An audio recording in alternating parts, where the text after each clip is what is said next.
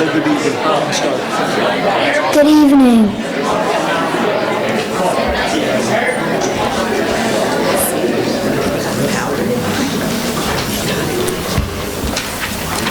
The Methacton School District School Board meeting is now called to order. Please rise for the Pledge of Allegiance.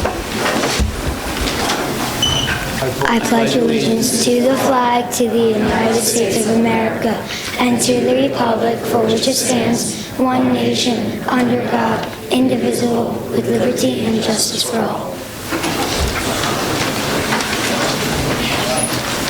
What makes my school, Arrowhead, so special? They say home is where the heart is, so I guess Arrowhead is my second home. I have basically spent half of my life here. I remember walking through the front doors for the first time as a scared kindergartner, but immediately was greeted by smiles and high fives from Dr. Roberts, Miss Faulkner, Miss P, and Miss Goff. Now, almost 5 years later, and that hasn't changed at all. Same smiles, same welcoming arms. Miss Gordon is always saying, "Have a good day," or a nice hello. My teacher, Miss McCorkle, is always so helpful, kind, caring, and funny. She must be the most patient person in the whole world. She gets all of us to come together and work nicely together. It is very obvious that she loves her job and her students. Throughout my years here, teachers and staff have given me and all students many special opportunities. Instead of recess some days, I helped my art teacher, Miss Aridin, with bulletin boards and student projects. Early in the year, I asked my teacher if I could help assist a student in my grade with special needs. She thought it was the best idea ever, and I helped him with assignments, and we have built a great friendship. Sadly, I only have 37 days left at this amazing school. Looking back, I wouldn't change one day that I spent here. They have done a wonderful job preparing me for middle school. I am sad to leave, but eager to move on and use all the knowledge Arrowhead has given me over the years. I do hope to return one day as a teacher. That would be amazing. Thank you, Arrowhead, for making my second home so special.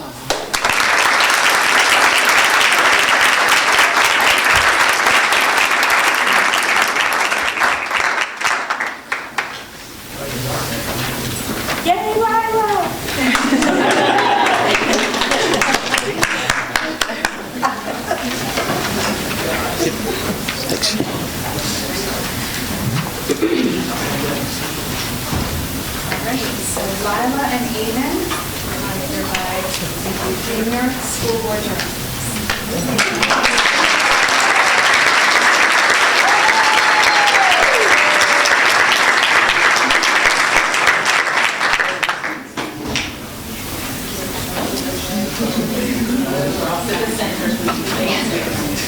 All right. Make sure you smile. 1, 2, 3.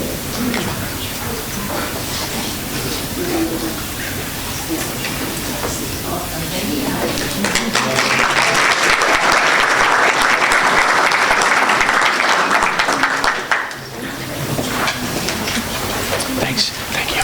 Appreciate it. Thanks, guys. Thank you so much.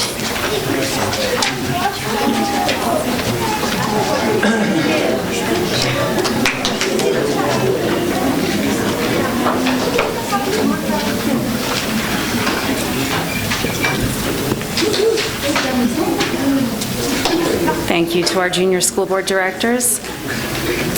By way of announcements and executive session reports, the public is hereby advised of the audio and video recording of this meeting for the purposes of rebroadcasting. For attendance, we have all board members here this evening. Recognition of guests and scheduled speakers, Dr. Zerbe. Thank you, Ms. President. This evening, I have 5 presentations, staff recognition and awards, our call is schedule, annual strategic plan update, and Arrowhead Forward grade reconfiguration recommendation. This evening, it gives me great pleasure to introduce Principal Dr. Aaron Roberts of Arrowhead Elementary School to do staff recognition. Dr. Roberts? Thank you. I pay everyone to talk nicely about Arrowhead, just so you know. Lila and Avon did an amazing job. I'm so happy with Lila. We didn't even communicate about what we said, but incidentally, a lot of things that I'm going to say are very similar to what Lila said in her speech. So the first person I want to recognize is Mrs. Barb Goff, and I have a little prepared speech here.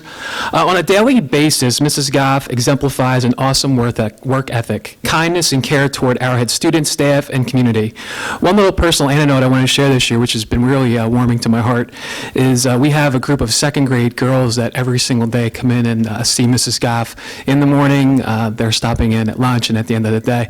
Hopefully it's not the missed class, but we certainly do enjoy when they come in to see Mrs. Goff. She goes above and beyond in everything that she does. She goes above and beyond in making people welcome. She truly is the heart and soul of the building. We have a little shared message that we communicate amongst the staff, and that's that students won't always remember what you taught them, but they certainly will remember how you made them feel.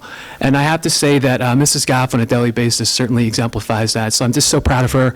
I cannot thank her enough for everything that she does for our school. She's a true asset to students, staff, community, and the Methacton School District. One last thing, we have a camaraderie and family-like atmosphere, and I'm proud to say that her counterparts, Heidi and Robin, have made a trophy for her in her honor, along with a giant poster. So if you'd like to come by and see, in honor of this award, so if you'd like to see the trophy and poster for Mrs. Goff, please stop by Arrowhead. So Mrs. Goff, thank you so much for all that you do for everyone, including me, and come on down to be recognized.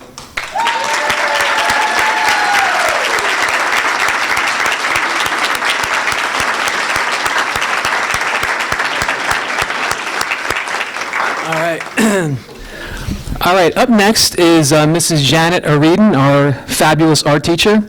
Mrs. Areden's work with students is truly amazing. Again, on a daily basis, she displays patience, creativity, and enthusiasm that is second to none. Our students thrive under her leadership in the art room. One of the most amazing things about Mrs. Areden is that we've been fortunate to have her at Arrowhead for the past 2 years. And the one thing I just want to share is it seems like Mrs. Areden's been there forever. I mean, she just fits so beautifully into our school.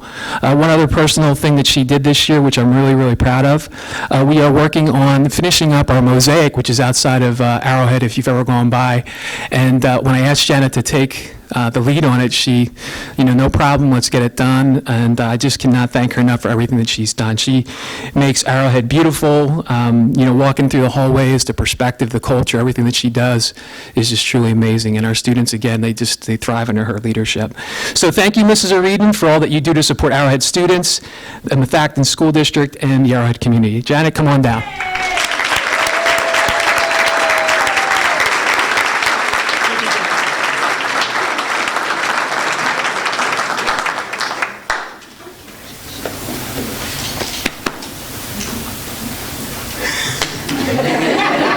If the two would be so kind, the board would like to congratulate you as well. Sure. So,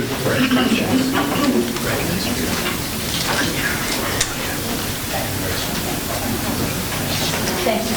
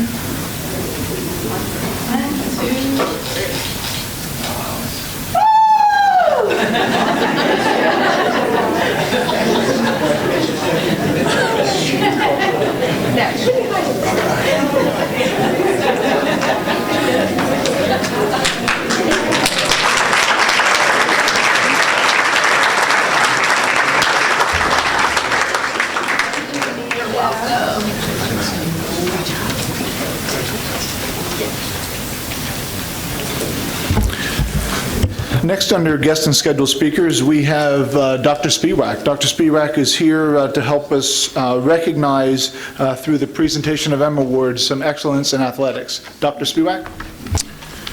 Thank you very much for having us here tonight. We have 3 sports programs that are to be recognized tonight for winning the conference championship. These are 3 programs that since our joining of the Pioneer Athletic Conference have been on a year-to-year basis competing towards the top of the conference, winning several championships in each program. Those programs are the boys basketball team.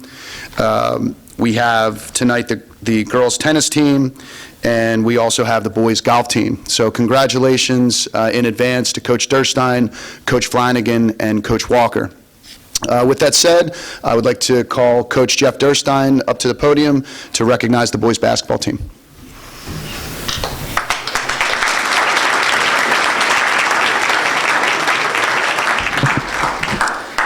First, thank you to the school board for recognizing the student athletes here this evening. It truly was an honor for me to coach this group of young men this season. Our varsity basketball team accomplished some really significant things this season. Tonight we're honoring them for winning the PAC championship. And this is always a goal, and really the first goal that we have going into each season. And I'd like to note that this is the first time a PAC boys basketball team has repeated as conference champions for the, I guess, 19 years, I believe, is what it's been. It's the first time in 19 years that they accomplished this, so really impressive.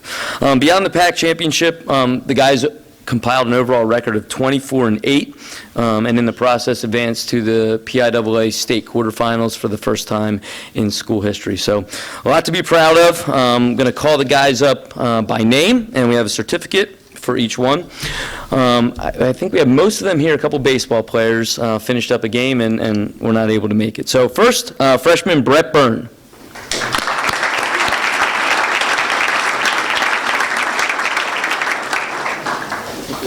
You're going to stand up there. Senior Ben Christian, I don't believe he's here. Baseball player. Senior David Duda.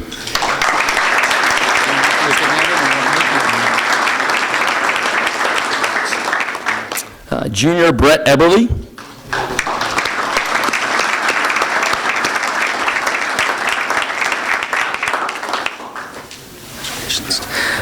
Junior manager Matt Fritz is not here.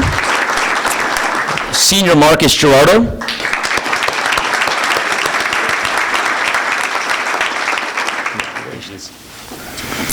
Senior Aiden Hazlitt.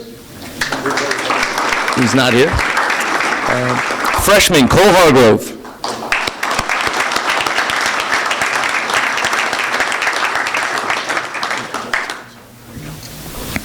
Junior Owen Kropp.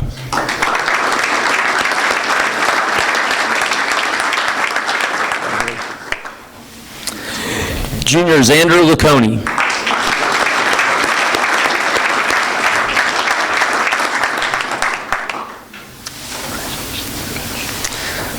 Freshman manager Nolan McCluskey.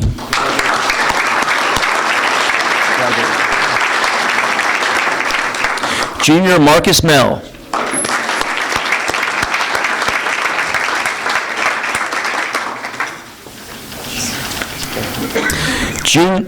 Sophomore Stephen Penju.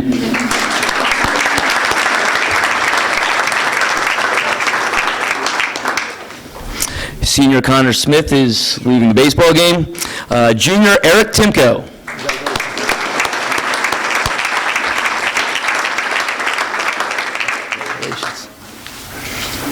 And junior Jeff Woodward.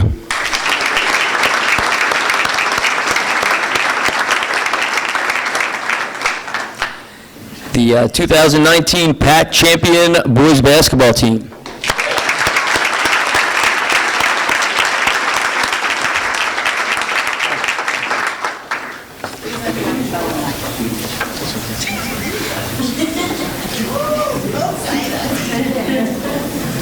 All right, let's see what we got here.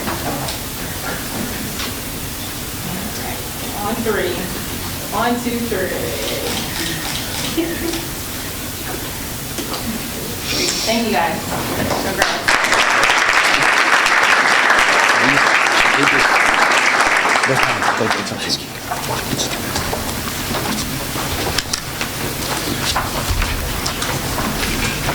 Congrats. And next to be recognized, I'd like to call up Coach Jill Walker so we can recognize our championship girls tennis team. See you, Coach.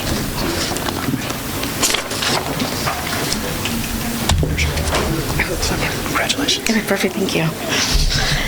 All right, well, I'd also like to thank you for recognizing the girls. They worked very hard, were very devoted this season, as they are many seasons.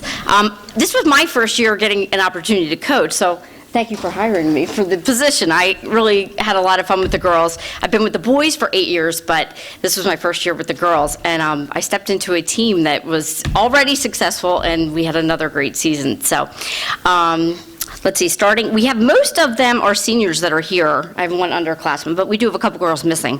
They're involved in some fundraisers for other activities. So, first one that is here will be a returning player, Lindsay Horowitz. Lindsay played doubles for us. She was undefeated with her partner. She played with a senior, Anna Hillis, and they were undefeated in our league. Overall, the team, we finished 14-3. I'd like to say 16-3 if I count those scrimmages.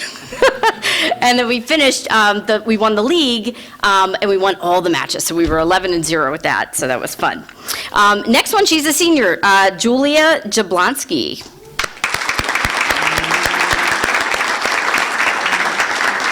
Julia is one of the nicest girls you'll ever meet. I promise you. She's a girl you want on your team. Always smiling, can't you tell? She's going to be leaving us, unfortunately, but I did get to work with her for at least 1 year. She's moving on. She's going to Penn State. Yeah.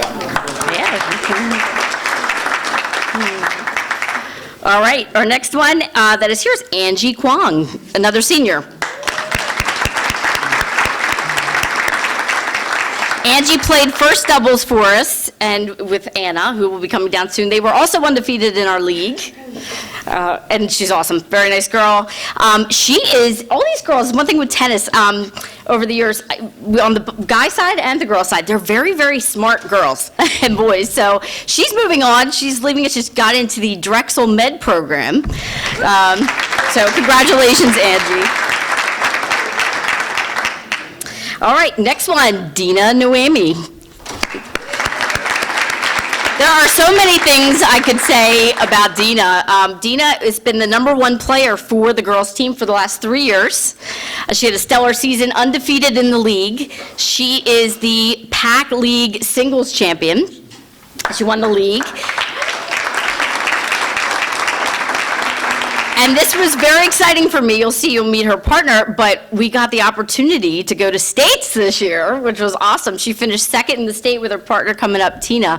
So that was a lot of fun for me. I stepped into a good program, right, with great players. So it was great. I wish I could take all the credit, but I can't.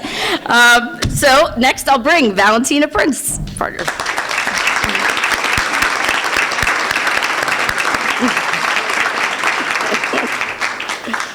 Good job.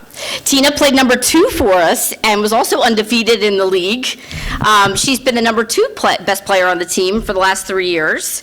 And I forgot, Dina is going to Oberlin College in Ohio. She's going to continue on and actually continue her tennis career as well. She's going to be playing for the team. And Tina is going to be going to the University of Maryland, right? And will also continue playing tennis too. So it's great. All right, and our last senior that's here is Anna Rue. Anna played doubles with Angie. They were, again, undefeated. One of the best leaders on the team, super friendly, so welcoming to everybody all the time, another smiler, just that positive energy you want on the team. She was awesome. And Congratulations. I forget where Anna's going. Anna, where are you going again? Tulane. Tulane, all right. So, yeah. There you go. So you guys were awesome. I will truly miss you. I'm glad I at least got a year with all of you. You're very talented, and I wish you all the best. But there you are, the PAC champs, girls tennis. Okay. Congratulations. Thank you.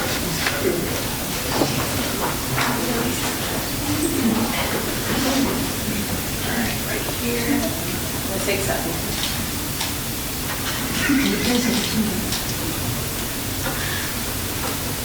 Thank you.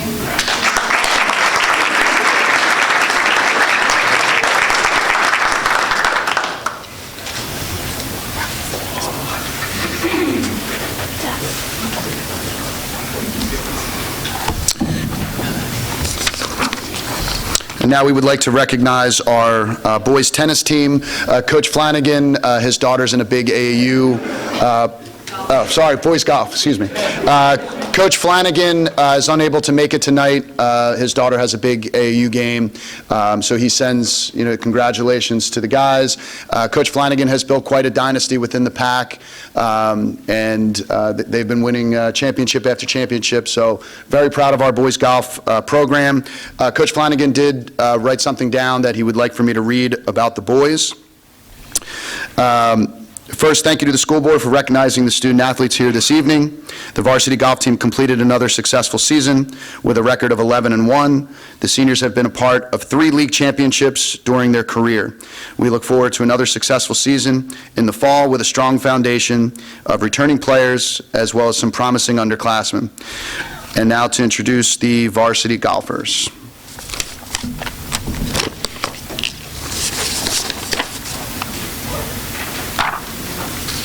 Andrew Catania.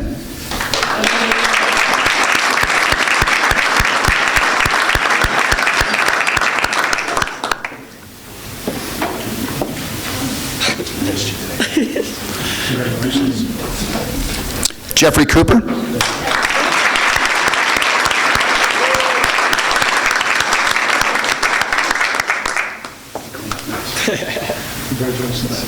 John Haley.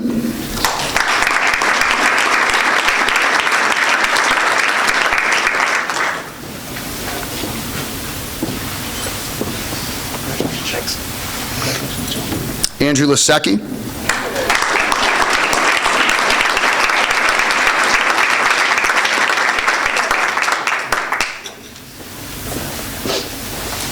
Thank you.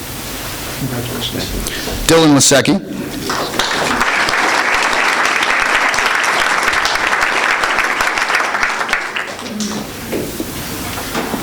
Congratulations. Thank you. Congratulations.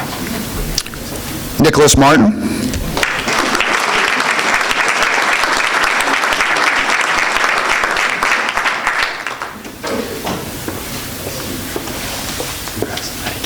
Congratulations. Jason Rieger.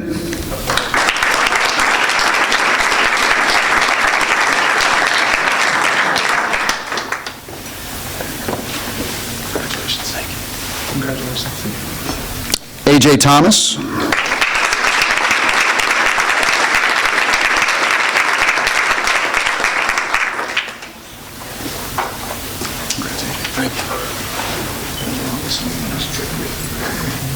And Mitchell Thompson.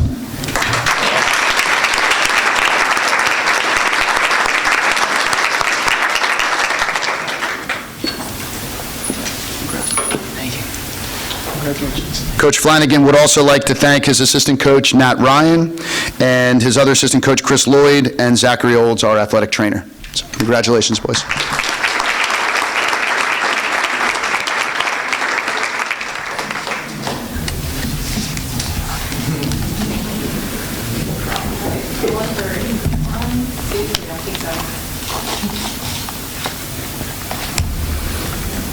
Thanks, guys.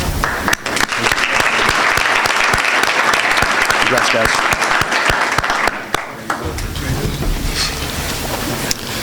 Again, congratulations to all 3 of our programs that have won conference championships this school year, and thank you to the Board of School Directors for acknowledging our student athletes tonight. And Dr. Zerby, thank you.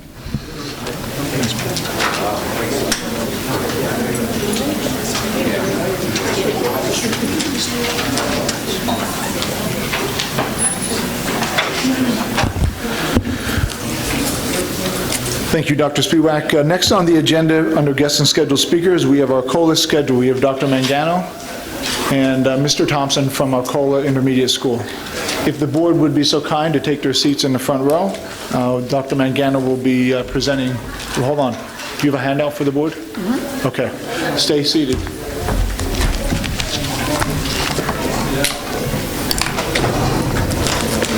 Do you mind taking one?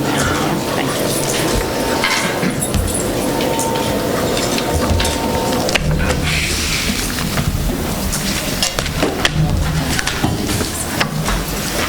Thanks.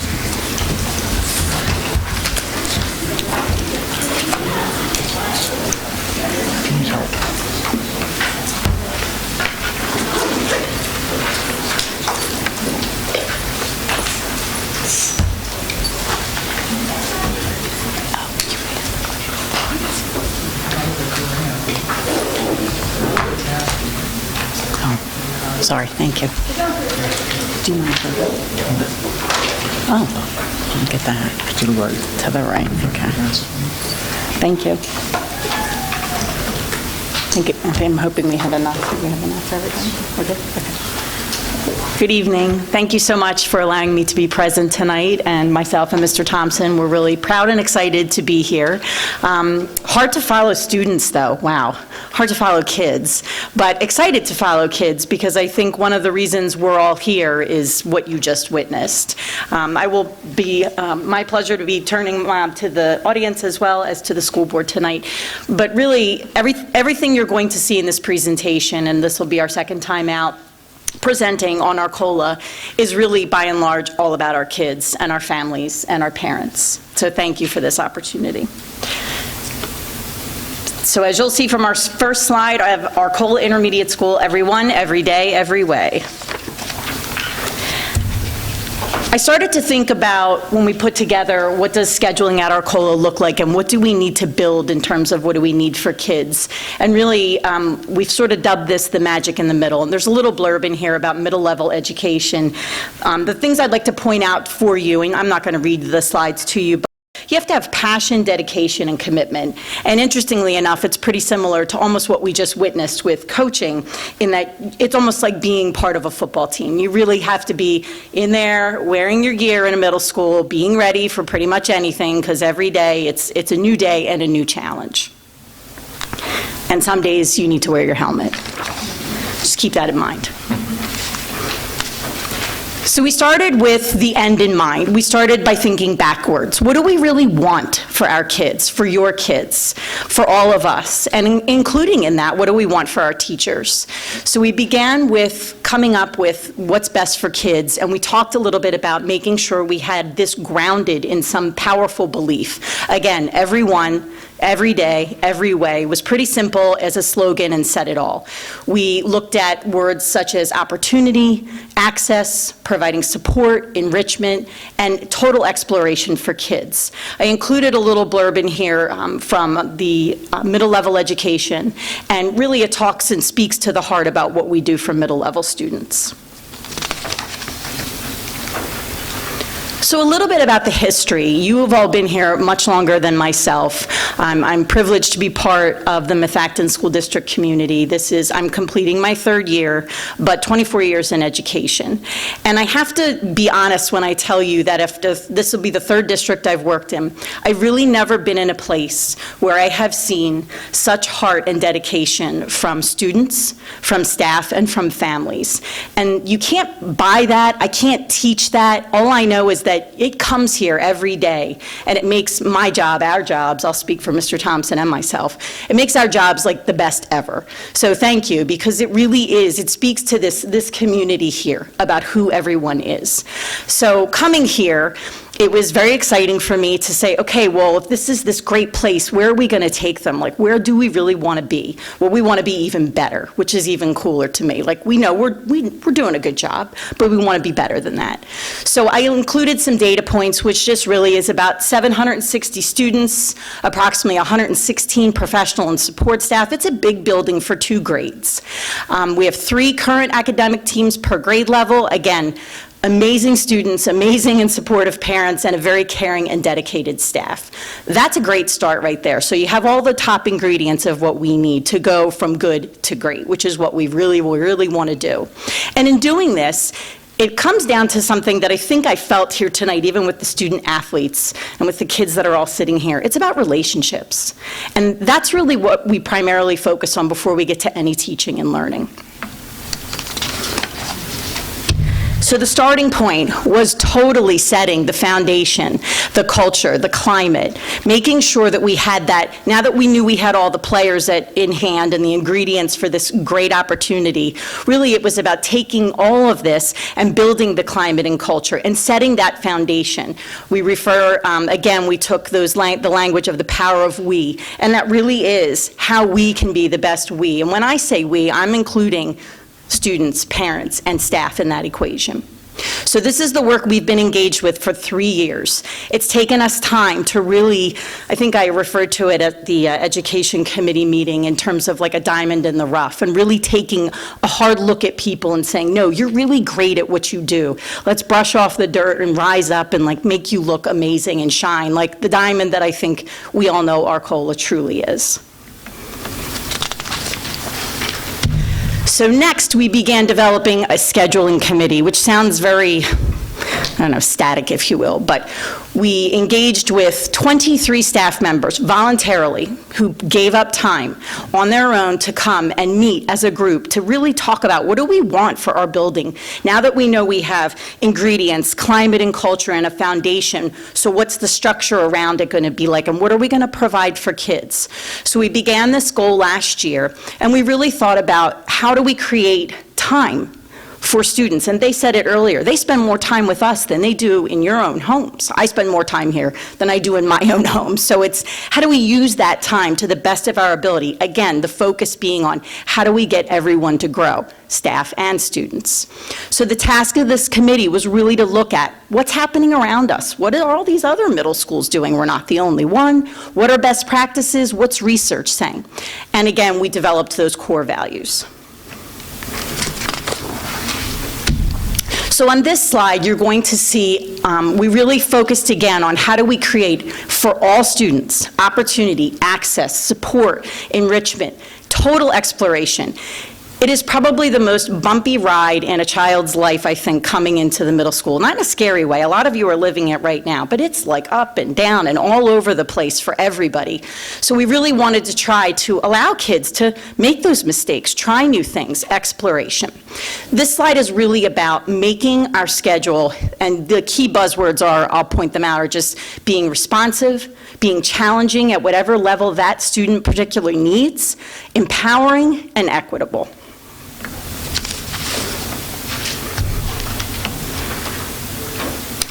Again, what we really wanted to do was make sure that whatever we were offering our students, we were providing opportunities all along the schedule and all along the curriculum for opportunity, for access, for exploration, for enrichment and support. So here's, if I translate that, now that we've set the stage, what does that really mean? There's a few recommendations on this slide for next year that we wanted to bring to your attention. One has to do with taking what's a current 8th period that we have and really creating this to be what's called a warrior win period, win standing for what I need. Now that's going to look different. What I need is going to be different from what Mr. Thompson needs, and that should be okay. We really want to create that block and have it be specific to whatever any student needs, whether it's music, whether it's a club, whether it's support, remediation, anything. The other opportunity we'd like to create is to really take our world language, which our first opportunity for students is in 8th grade. And in the past, it has not been for every student. We've had some students take literature.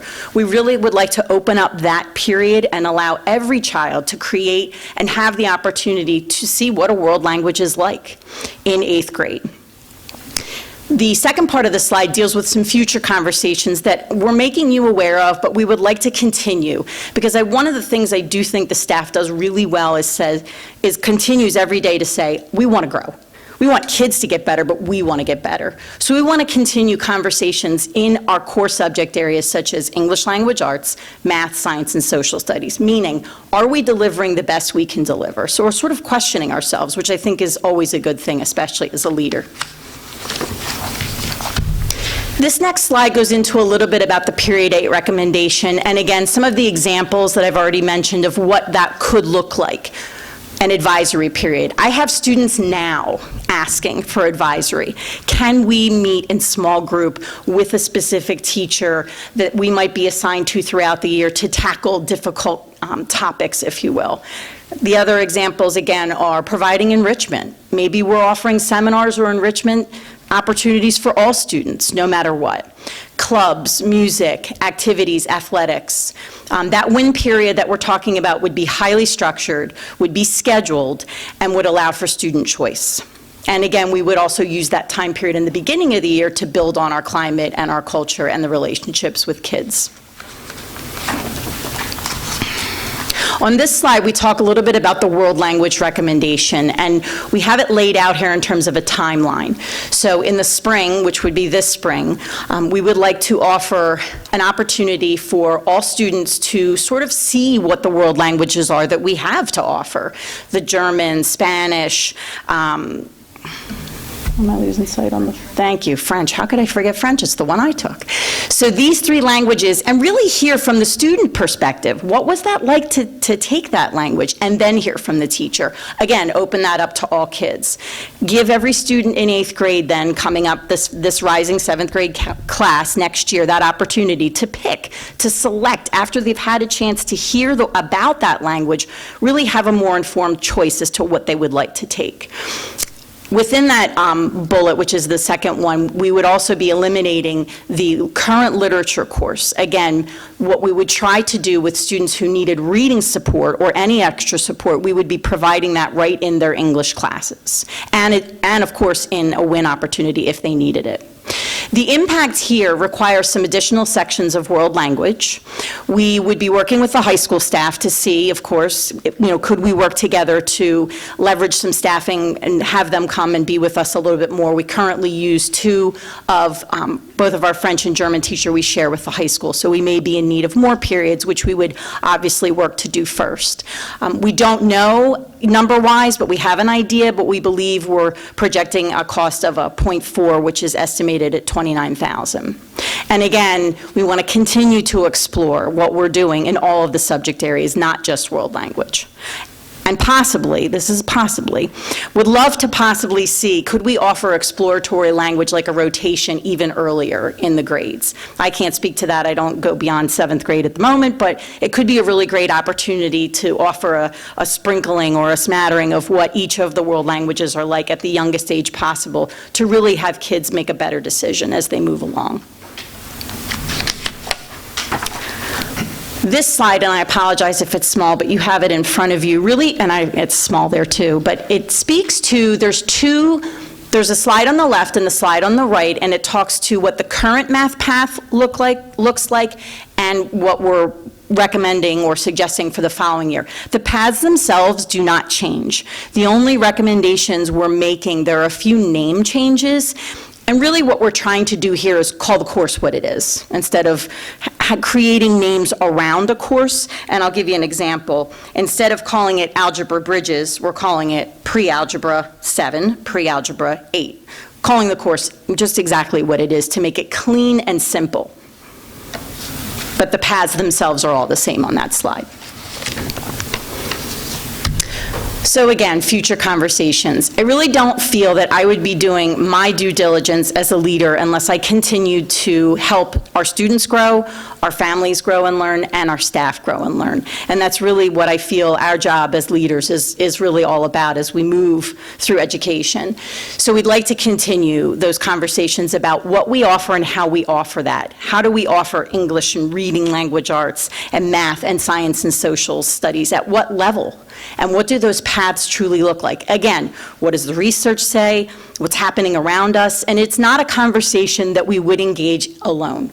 We would make sure that we would include parents in those conversations, students in those conversations, you all in those conversations. So it's not a hidden agenda at all. It's just an opportunity to say we really would like to explore and get better at what we do and what we offer our kids daily. What does that look like? What does all that mean that I just said? What I did in this next slide is just try to lay out. There's not a change in what we're doing and offering for next year other than the changes I've mentioned. But in the core subject areas, we'd like to take this next year and begin those conversations. Really talk and explore. Like, are we doing the most that we can for our kids? Should we be doing something different? I think if we want to get better at what we do, we have to continue to ask ourselves those questions. So what we would do is engage with all the stakeholders we need to, and again, really having kids be part of those discussions. They have a big voice in the building, and they should. It's their education. It's happening to them. They're there every day. We would involve parents, we would involve our home and school, and we would definitely keep everybody updated along the way. Last slide.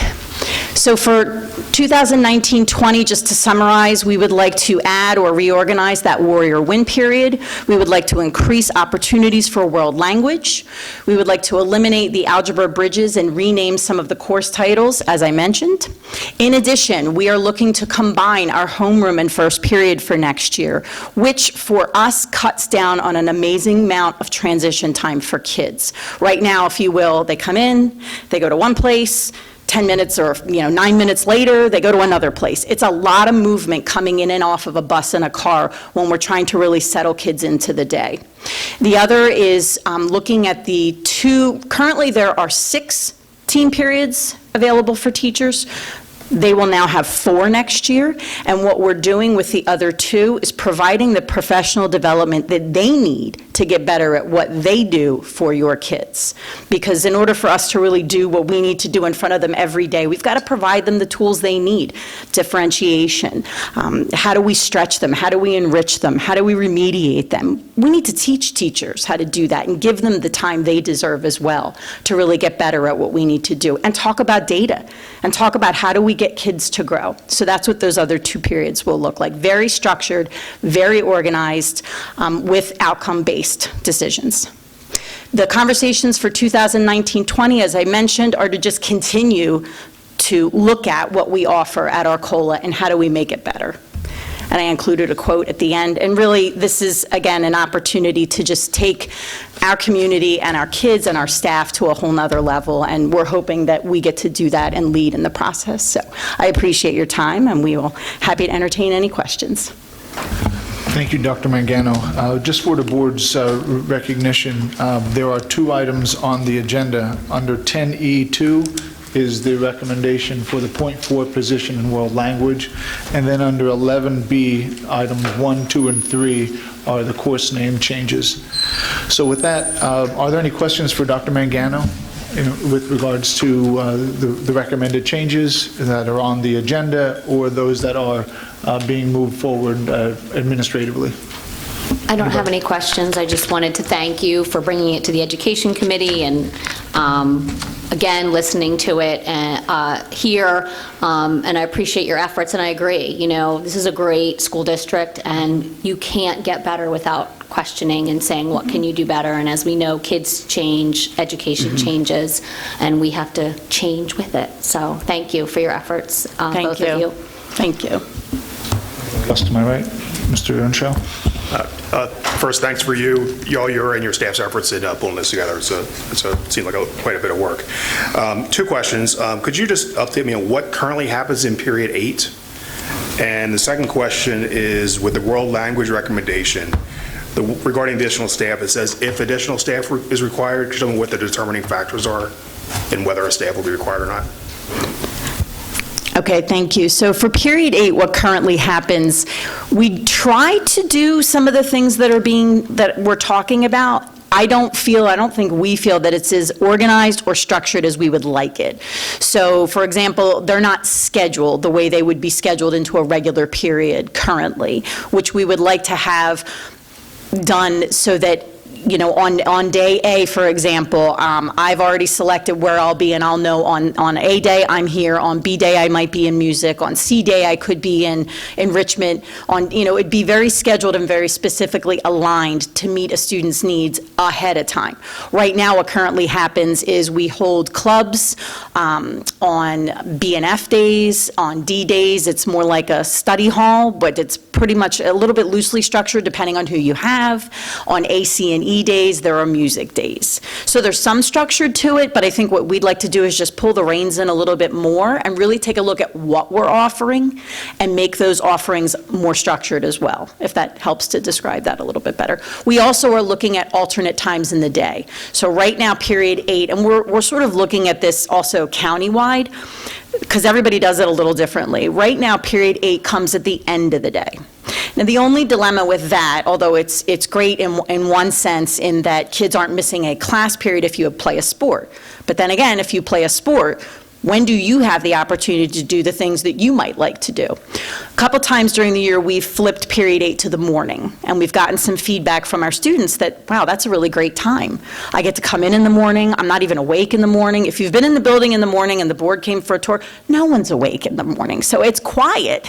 For teaching, that might sound great, but for students, they're like not even into it yet. So a lot of times they like to ease in. A couple of them have said, we really want to just get in and I need to catch up. I need to get ready for my day. A lot of them are out late, they're scheduled, they're busy. So we're sort of playing around with that time period. And 2, do we alternate it some days and give everybody a fair shot at AM and a PM time? Does that answer that question? Okay. Your second question, world language. What we want to do, obviously it's going to be based on our enrollment number. So the enrollment number today, meaning my current 7th grade class, that number could change and fluctuate at any time, depending on what we get in and what we lose student-wise for enrollment. So we're looking at that number, obviously, and then we have to take that number and base it on the number of sections we would need, depending on who selects what for a language and a choice. And then there may be students, depending, every student's going to be given that opportunity. So what we would first do is look at what we currently have, look at those numbers, look at the sections, look at the high school, and see where can we work with the high school to borrow, more time and more sections from the current people we have. And then dependent upon that, we think we're going to need at least a 0.4, just to be able to cover the number of sections, because with traveling and building in the travel time and those things. But we're going to do our best to make it work if we can. So when do you think that the final determination would be made? It's a really good question. Is it July, June? No, if I may. I would guess toward the end of May is the indication I've been given from Jason Sergini at the high school in terms of when they have a better idea about their world language numbers, which then helps us collaborate with them in terms of availability of the teachers. So I'd say roughly the end of May. Certainly not into the summer. And we'd like to work on our selection of our students in terms of what they would like to have, first choice, second choice, those kinds of things, now, like beginning that, so we're not sitting over the summer, pulling we'll last minute. Before then as well. Thank you. Any other questions? Mr. Winters? Yeah. Thank you, Dr. Amy, again. Misspoke at the education meeting. Thank you, actually, this is fantastic. I think this really emphasizes the middle grades and the whole child of what we're trying to do at Methacton, and I know my experience in coming into a 7th grade with my son, I usually don't do this, but in that case you spoke towards the importance of the development as them as an individual to become lifelong learners and be able to cope going forward. And you and the staff have embraced that and done a fantastic job of bringing Arcola to a high level that I think that we really support. So I want to thank you and the staff for all of that. The one question I do have on the professional development, you said that was a contractual item, so just everybody understands, we had 6 team periods. We negotiated to get down to 4, so there's 2 team period are free for something. And we have added the REACH program, which certainly supports on the need of those 6, the elimination of those team periods, which were meant around talking about the whole child in those teams. You mentioned professional development, so who will be, that's a lot of professional development. So do we have, it obviously will be different resources each time. I know you had mentioned before trying to get across subject matter also. Is the ability to do both a team constellations versus English teachers? Just what are your capabilities there? And also, are we still leaving it open if there's additional need for student one-on-one support or supplemental support that time would also be used if needed that way? I think we would always, thank you, we would always work to make sure that we're meeting student needs no matter what around that period. The other thing that we have to do is we need to take a look at the needs of the staff, which could be varied. So if you look at technology, for example, some teachers, their ability level in the area of technology could be way up here, others not so much. So what we want to do is make sure we're taking a look at what does the staff staff need, we would definitely be working with Dr. Katona, Dr. Angstad, Tara Rickey, to make sure that we have people in place that can help us with those things. We also have some incredible staff members in our building that can help our teachers. So we have a math specialist, Abby Hollenbeck, tremendous. We have a reading specialist, Dr. Jem Billett, who's now a teacher on assignment. These are really key people. Line staff who take very well. Line staff to line staff is a lot different from me coming in and being like, you must do, or here's what I'm going to present. Supervisor versus line staff member. So sometimes for teachers, when they're hearing it from their colleague, makes a big difference. So we plan to tap them as well. How can we have them deliver better reading and language arts instruction? So to your point also, not only would it be team-based, they're going to have to be sometimes where it's subject-specific. So does that mean getting the science department? They were together the other day taking a look at curriculum and what they're offering. Great opportunity for them. We could take a look at social studies and really take a look at how are we, I was just talking with Mary Williamson, so I have chairs in the building too. Great opportunity for them as a department chair to take that lead, to sit with, after they've sat with Dr. Katoni at those level meetings, and then bring that back to teachers to say, okay, this is what we're doing, this is where we're going, this is where we need to be. So I think there's opportunity at a subject area level, at a horizontal level within 7-8, and a vertical level. Because something we also miss sometimes is the articulation between our building and Melissa's building and our building and Jason's building. So how are we really talking about curriculum alignment vertically, 7 to 8, in that building, and then horizontally and vertically. So K-12, what's happening in K-5 that feeds into our building, and are we really taking kids from where we need to be? So I think it's a nice chunk of time. Trust me, we could always take more, but what a fabulous opportunity we have. They need to grow as well. If we're asking kids to grow, staff has to grow too. I hope that answers your question. I just wanted to piggyback really quick on Paul's comment.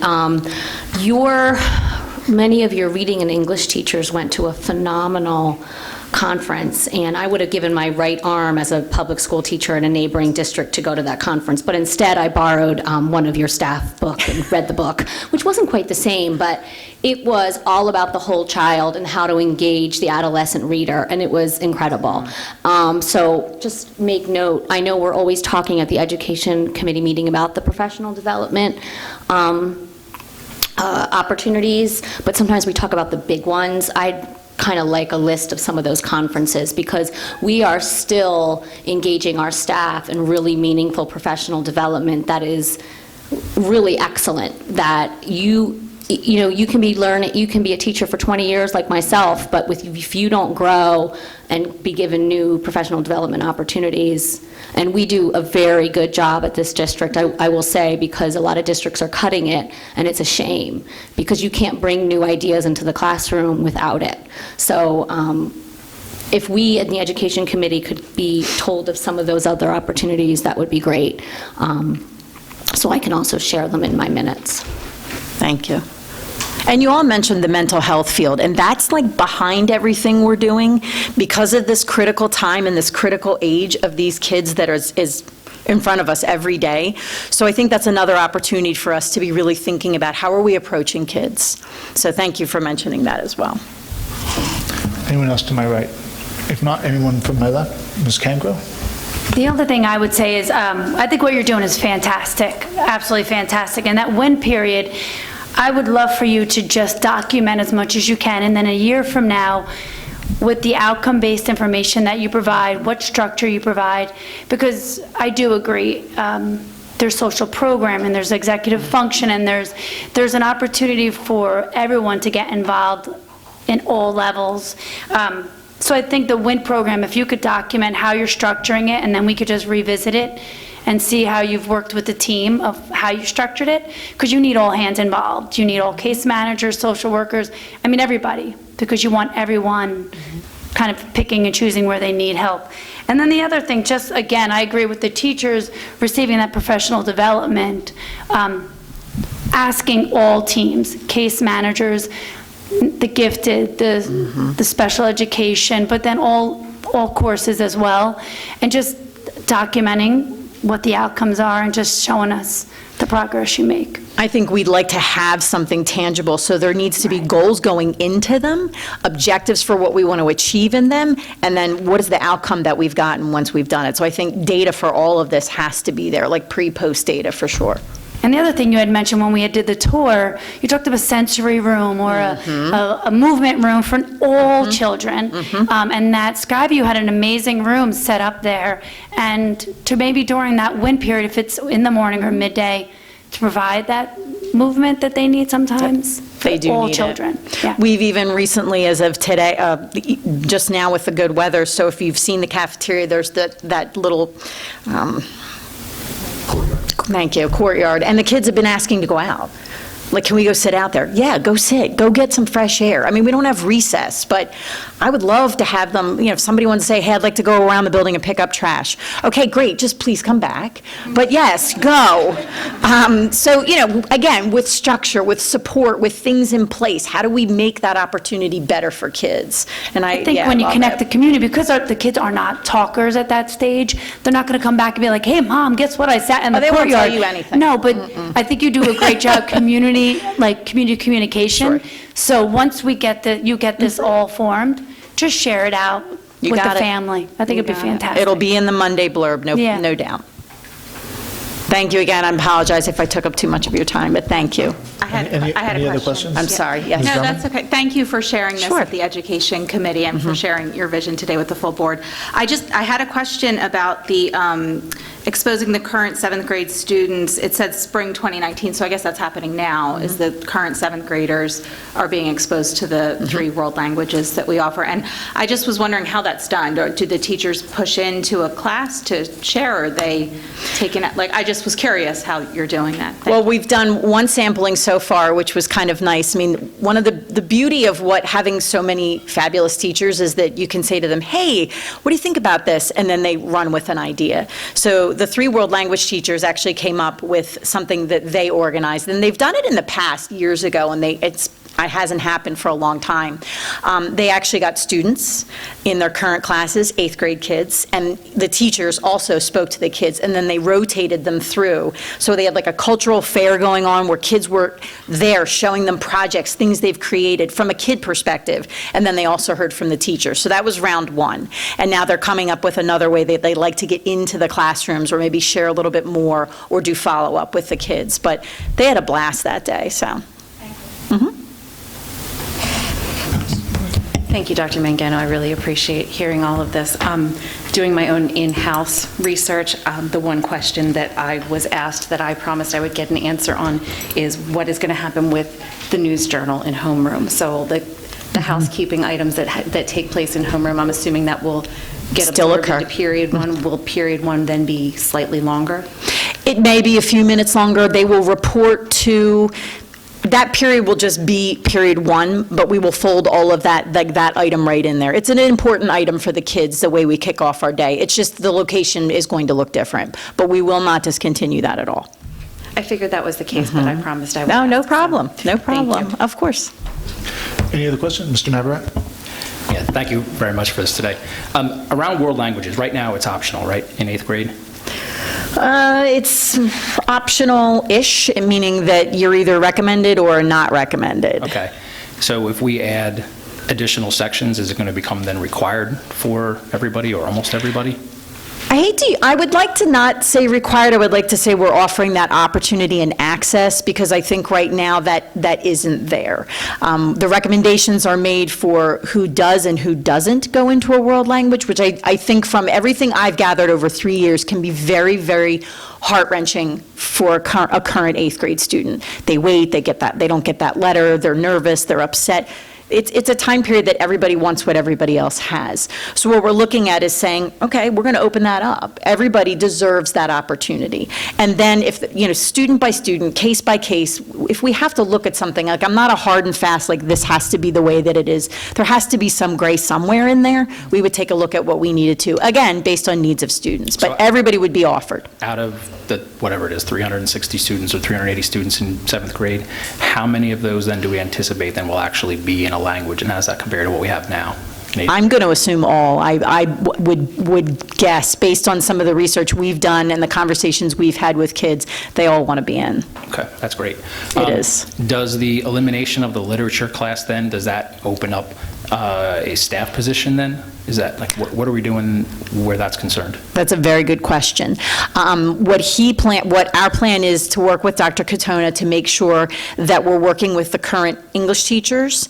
And if the one difference between 7th and 8th grade, so in 7th grade, there is an English period, a current English period, and a current reading period. In 8th grade, there's an English period. So there's this little bit of a drop-off, the way that we're currently structured. What we'd like to do is take that literature or reading piece, and put that back into English. And really, that's one of the future conversations that we'd like to begin to have is, do we need to be looking at everything so separately as a course, or can we be looking at English, reading, and writing as one integrated course? So that current person, that current position, talk about it as positions, would then go into English classes, because we could have readers that are going to really need support, and that's what that person would be doing, instead of doing it in a separate class where they're not offered the opportunity for that world language. So they'll still get what they need with reading. Yeah, I would just make sure that we're looking at that from a staffing perspective, if that's necessary. Sure. We do have, obviously, reading specialists and whatnot there. Also, around 8th grade, so in the last week, I've learned a lot about our gifted offerings between Skyview and Arcola. Would the change in 8th period, would that change the way that we offer gifted programs in terms of pulling out from expressive arts and maybe doing more of that in this WIN period? Currently, no, but it may offer more opportunity for more students to be in an enrichment type of program. Right now, we do, as you know, offer that through one section of that expressive arts rotation, so they only miss, one of the two during any particular rotation, and they don't have to, that's by choice. But we would then, I think the whole point of that WIN period is to provide that enrichment, even if you don't have the label, if you will, so that anybody could have that opportunity, because there are some amazing things going on that Dr. McGinnis has, taken off with, that why wouldn't we want to offer them to more kids? Okay, great, thank you. Any other comments? Dr. Mangano, thank you so much. Thank you. Next on the agenda, there are two additional presentations on the annual strategic plan update and Arrowhead Forward. You should have handouts in front of you for both of those items, and I'll just take my place at the podium.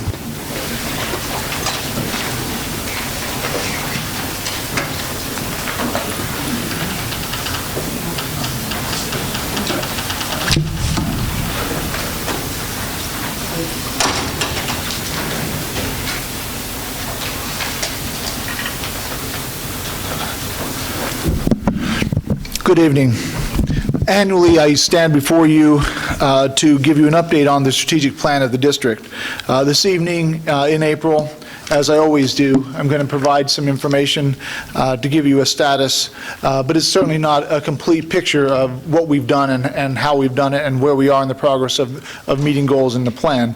A lot of this information has been posted just recently on our internet page and can be found after this presentation has been posted. So this evening I'm going to talk about the process, some accomplishments, the plan forward, and look at some really high-level focus for 2019-20. And when we look at the high-level process in 2016, we had more than 100 parents, teachers, students, administrators, and community members come together to focus on 5 key areas that eventually turned into a plan in 2016 to help perpetuate the district forward. We've updated that plan regularly and presented to the board in April, and we've conducted a mid-point review this past September, which then resulted in an update to the plan and additional objectives and the revision of some of the objectives. So some of the major accomplishments. In terms of the Methacton School District's Whole Child Resource Guide, we look to have that available for the start of the next school year. Dr. Angstad, Dr. Katona, and others have been working hard with trying to put that document together. We've also established a STEM focus forward. We're looking at making a reinvestment in the high school STEM offerings. We want to create a common language around the 4 C's. That's communications, creativity,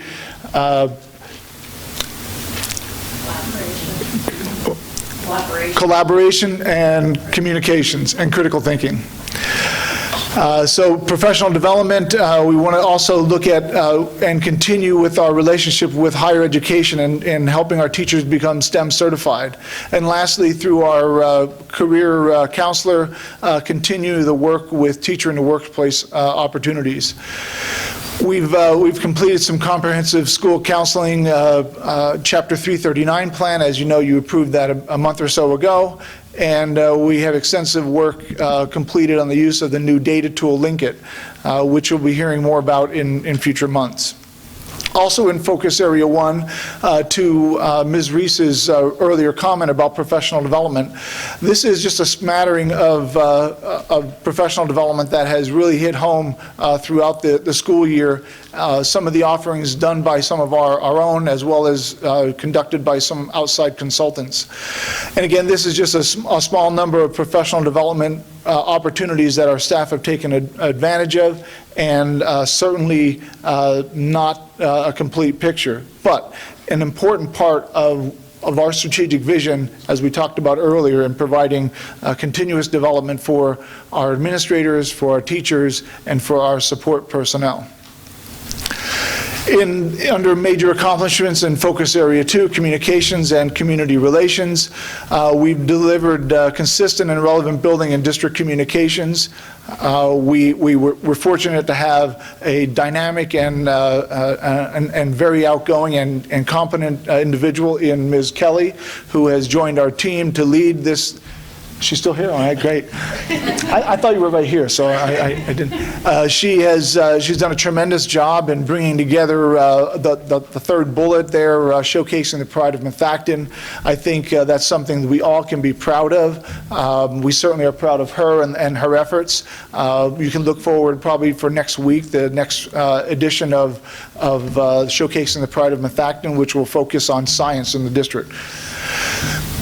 You can see that we also have newsletters. All of our principals have been very consistent and very appropriate with the regularity in which they communicate with their students, their staff, and their parents. So we've taken to using S'mores. We've taken to using Power School and School Messenger on a more frequent and consistent basis across all of our constituent groups, and that's really helped communicate our message.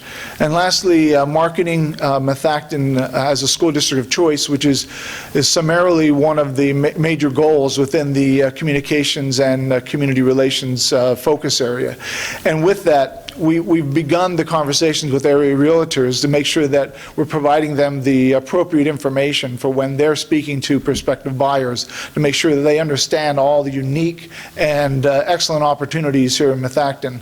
And we're using some of the showcasing the pride of Methacton materials as a way to help demonstrate that. Lastly, we want to make sure that the messaging strategy associated with conveying our brand. Methacton has a number of great things going for it, and Ms. Kelly understands that the delicate matter and the importance associated with the way we communicate, the frequency that we communicate, the mediums that we need to communicate on, and how we establish that brand to be just as recognizable as we want it to be. And under Focus Area 3, safety, operational technology, facilities, and infrastructure, we've incorporated into the master facilities plan the culmination of the safety security audits that were completed by outside agencies, including local and state police, as well as county emergency management. We've started with professional development associated with Run, Hide, Fight, the Safe to Say program, as well as other security matters that are delivered to the ERT teams at each building. That's the emergency response teams. We're in the process of upgrading our video surveillance and our phone systems, not only to help mitigate, some security and safety matters, but also within our phone system to have the access to the 911 service, which allows emergency responders to know exactly where a 911 call is placed in what classroom, in what building. We also are adding an armed assailant training in cooperation with the state and local police departments, and that's happening after school ends this school year, and we look forward to that program. We're evaluating the potential of Rachel's Challenge as a district-wide kindness program, but really, while it has a great opportunity to have a positive impact on our school and district climate, it really is an opportunity for us to combat what we all recognize as a challenge, whether you're in Methacton, whether you're in Montgomery County, whether you're in Pennsylvania, across the country, across the world. Bullying is a challenging matter, and certainly we think that some of the work that Dr. Roberts and Mr. Thompson, who are leading this effort, are making some inroads in trying to educate others within the district about Rachel's Challenge. I know that some of our board members have attended some school board conferences and heard about the conference or the opportunity as well.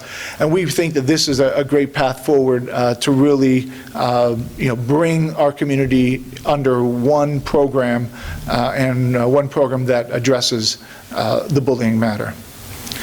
We're going to continue with year 2 of the Master Facilities Plan.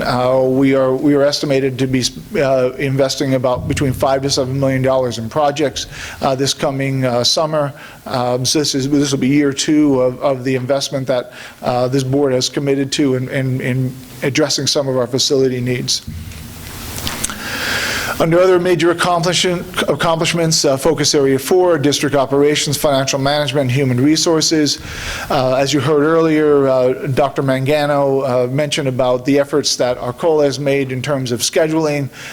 We also know that Dr.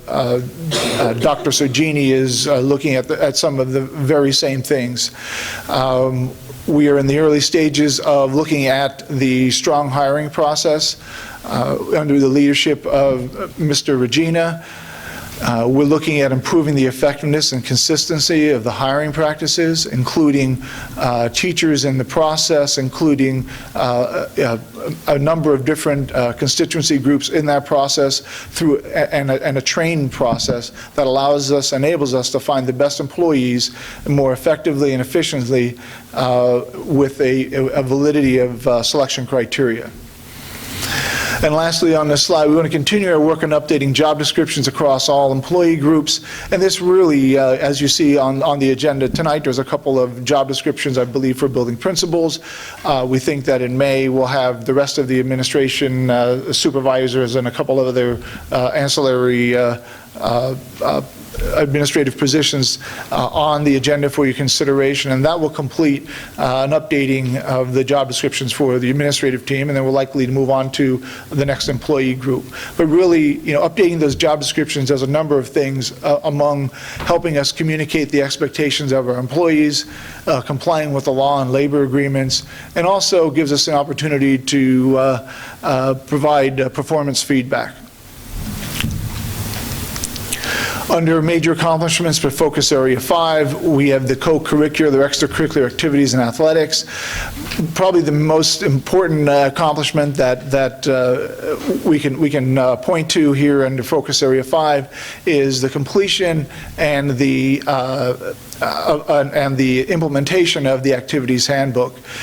This will be the first time that we will be able to, through a process, be able to evaluate all of the clubs and activities across the district to determine their value and their need to continue, or if there is additional clubs or activities that are more warranted or more appropriate for the student's interest. So when we talk about the plan forward, we know that we're going to continue developing with differentiated instructional practices, providing other professional development on student behavior and classroom management strategies, and to name a couple other items, create a future Teacher Explorers program. And I know that might be the first time you're hearing about that. We've been talking about that in Central, but it's a program that I got out of State College where we recognize, and we've been before the board on a number of occasions talking about the need for substitute teachers. And part of that big challenge is the fact that we have an issue with colleges and universities and not having the number of certified individuals in the teaching ranks to really pull from. So while we've looked at a lot of things like pay and the climate that they go into, we've made adjustments to that.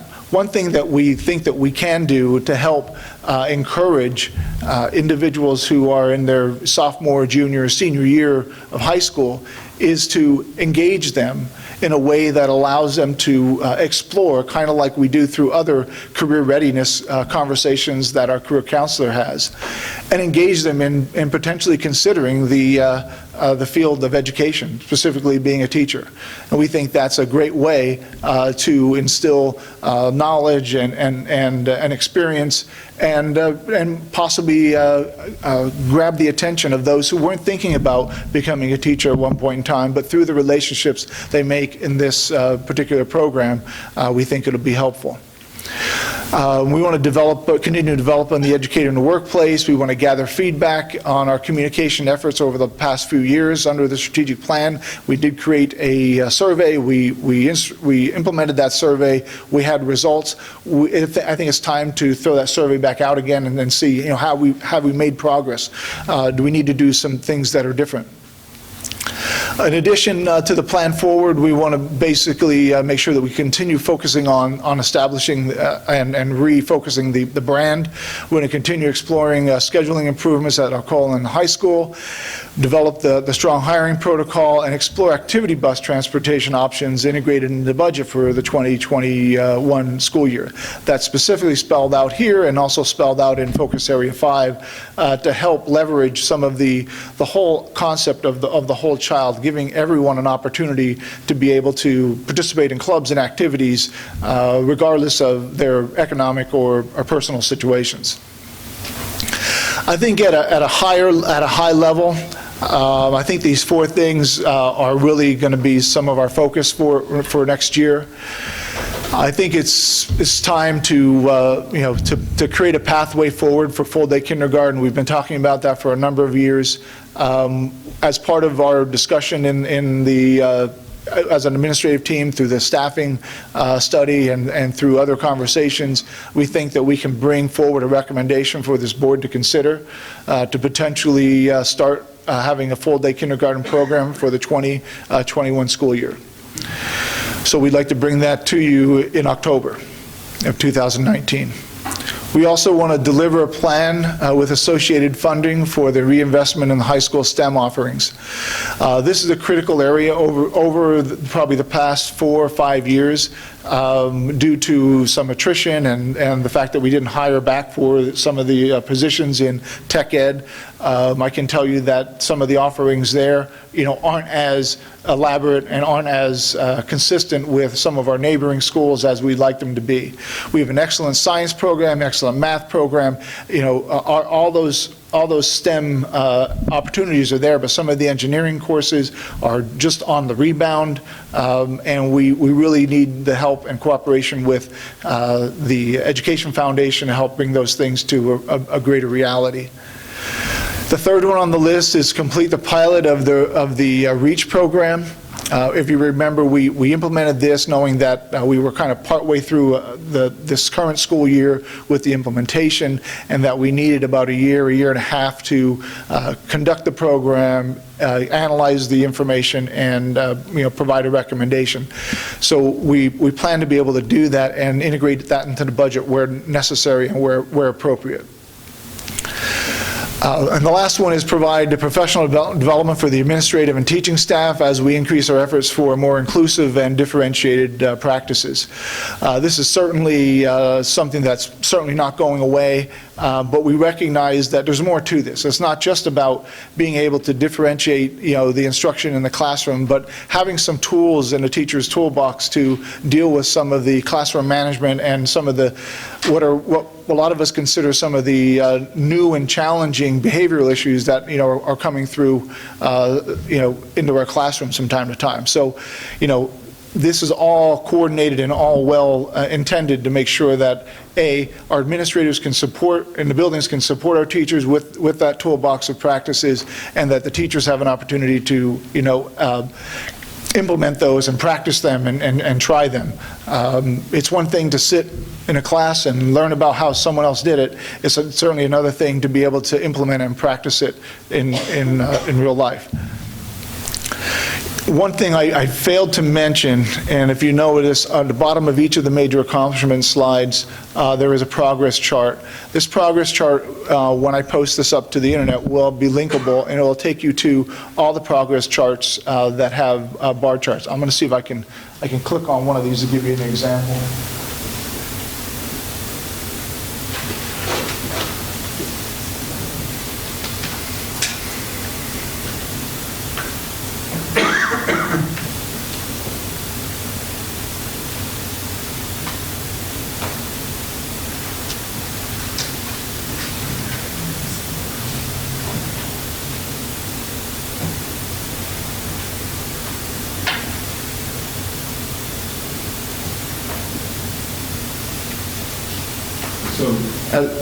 So as an example, each of the focus areas has a bar chart associated with it. It talks about the progress within the objective and the overall progress that's been completed.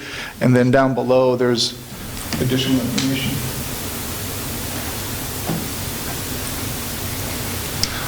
So that's available online. That, in turn, completes my presentation on the update to the strategic plan. I'll take any questions.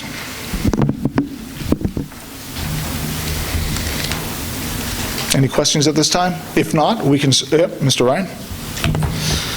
Thank you for the update on the strategic plan. Just two things here. Could you give a little bit more detail behind the strong hiring practice that was mentioned?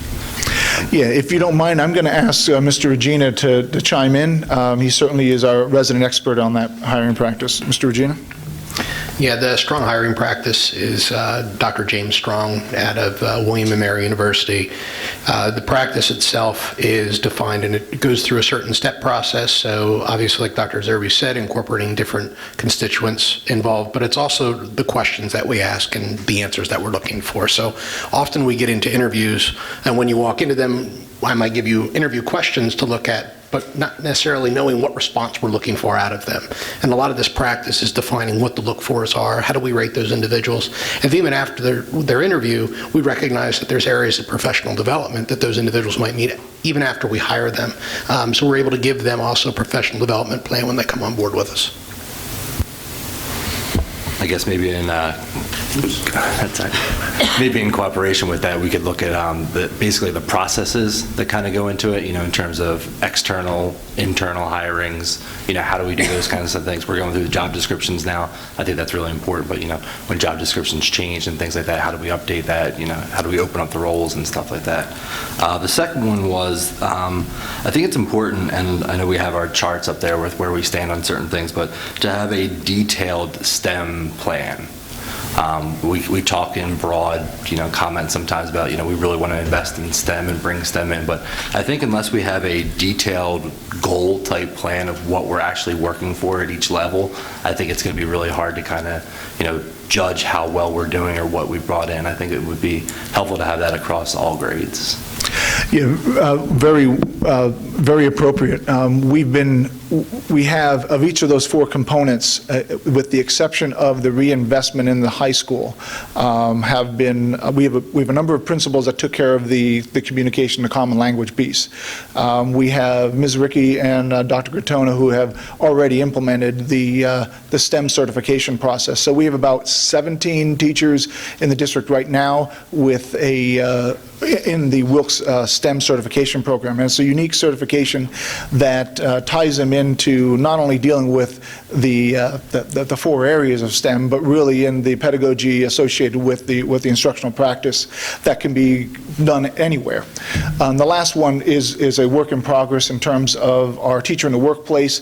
It was outlined in the Act 339 plan as part of the submission that we had put forward. So there's three of the four components that are kind of in place, and we can provide those details to the board. The fourth one is in progress to be worked on this summer with Dr. Sorgini and his team. Now, he's done a number of things to start that moving forward, but we don't have the detail that I'm ready yet to say this is exactly how we're going to do it. Because part of our conversations have been with the Education Foundation. Now, if you know, the Education Foundation, one of their main target areas is STEM education. And part of that is really about knowing that if we're going to do X, Y, or Z, we need to find, appropriate resources to help support X, Y, or Z. And so those conversations are occurring, and we believe that probably by the end of this summer, we'll have a plan to bring forward to the board to consider in terms of curriculum, in terms of staffing, in terms of a number of places that we want to go with the high school, so that we have this point here, and now we can then go and align some of the rest of the district to what's happening there, because Dr. Gratona has done a number of activities with teachers across the district that outlines all the types of activities that are associated with the STEM initiative in each building. There's a lot of STEM stuff occurring in Methacton. We just, and kind of to your point, we don't have it under one umbrella in terms of, this is a document that says all the stuff we're doing. And that's really, Mr. Ryan, a part of our brand. We're doing such a great job with all the instruction part. We've got to get it under one roof so that we can sell it. We can use her talents to say, this is Methacton's brand as part of, a huge STEM initiative. So, I think that's part of the thing that we have to get to. But we're getting there. Thank you. Yep. Any other comments related to the strategic plan? Yes. Yeah, thanks for the update. I appreciate that. There's a lot in here. Has the activities handbook, has that gone through Education Committee now? Is that a completed document? The Education Committee saw the handbook twice. Okay. I believe it was even updated and shared with you last month. Okay. So that's available, that's available to us, right? Yeah, it's available. All of our administrators, they'll be, we. Okay, good. Yep. Maybe I missed it in a memo. From the HR perspective, I love the idea of improving our hiring processes, and I know I'm going to sound like a broken record when I say this again, but part of this, maybe this is where you were going with this, Mike, too, is part of our improving just the quality of our people, and we have a lot of great people here. Part of that is also evaluating how they're performing and making sure that we're dealing with underperforming people as well. So let's make sure that we're focused on that, whether that becomes 360 reviews at the administrative level, how we evaluate our teachers, how we evaluate our staff, how we evaluate administrators. I think that's a really important part of this. Yeah, that's all. Thank you. Thank you. Any other questions? If not, I'm going to move on to the next presentation, which is Arrowhead Forward, grade configuration and target student count.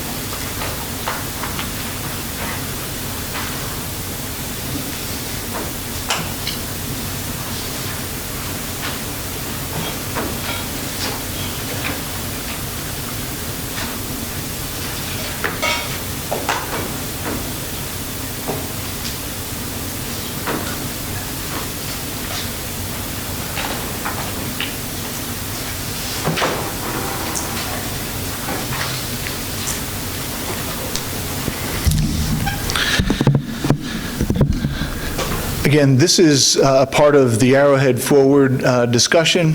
There's no intent for me to seek any decisions here this evening. I think it's important for me to just share some information with the board. It is important for us to consider some of this information, or after this evening, if there's additional questions that you have or you need additional information to try to answer the questions, I'll be more than glad to get that information for you. But there's no need for us to make any decisions here this evening. So the purpose of our conversation on this matter is the design professionals need some direction. While they're in the process of doing a number of things, the two important questions that we need to help them with is how many students are we planning for with Arrowhead, whether renovation or new construction? And secondly, what grade configuration should we be planning for? So those are two important questions that really getting information from the public may not necessarily be appropriate. While they can get feedback and we can ask people's opinions, it's really a decision that the board needs to decide. And we've been in this conversation for some time, and we'll talk a little bit about that and how I'll give you some information here tonight to help us try to make that decision.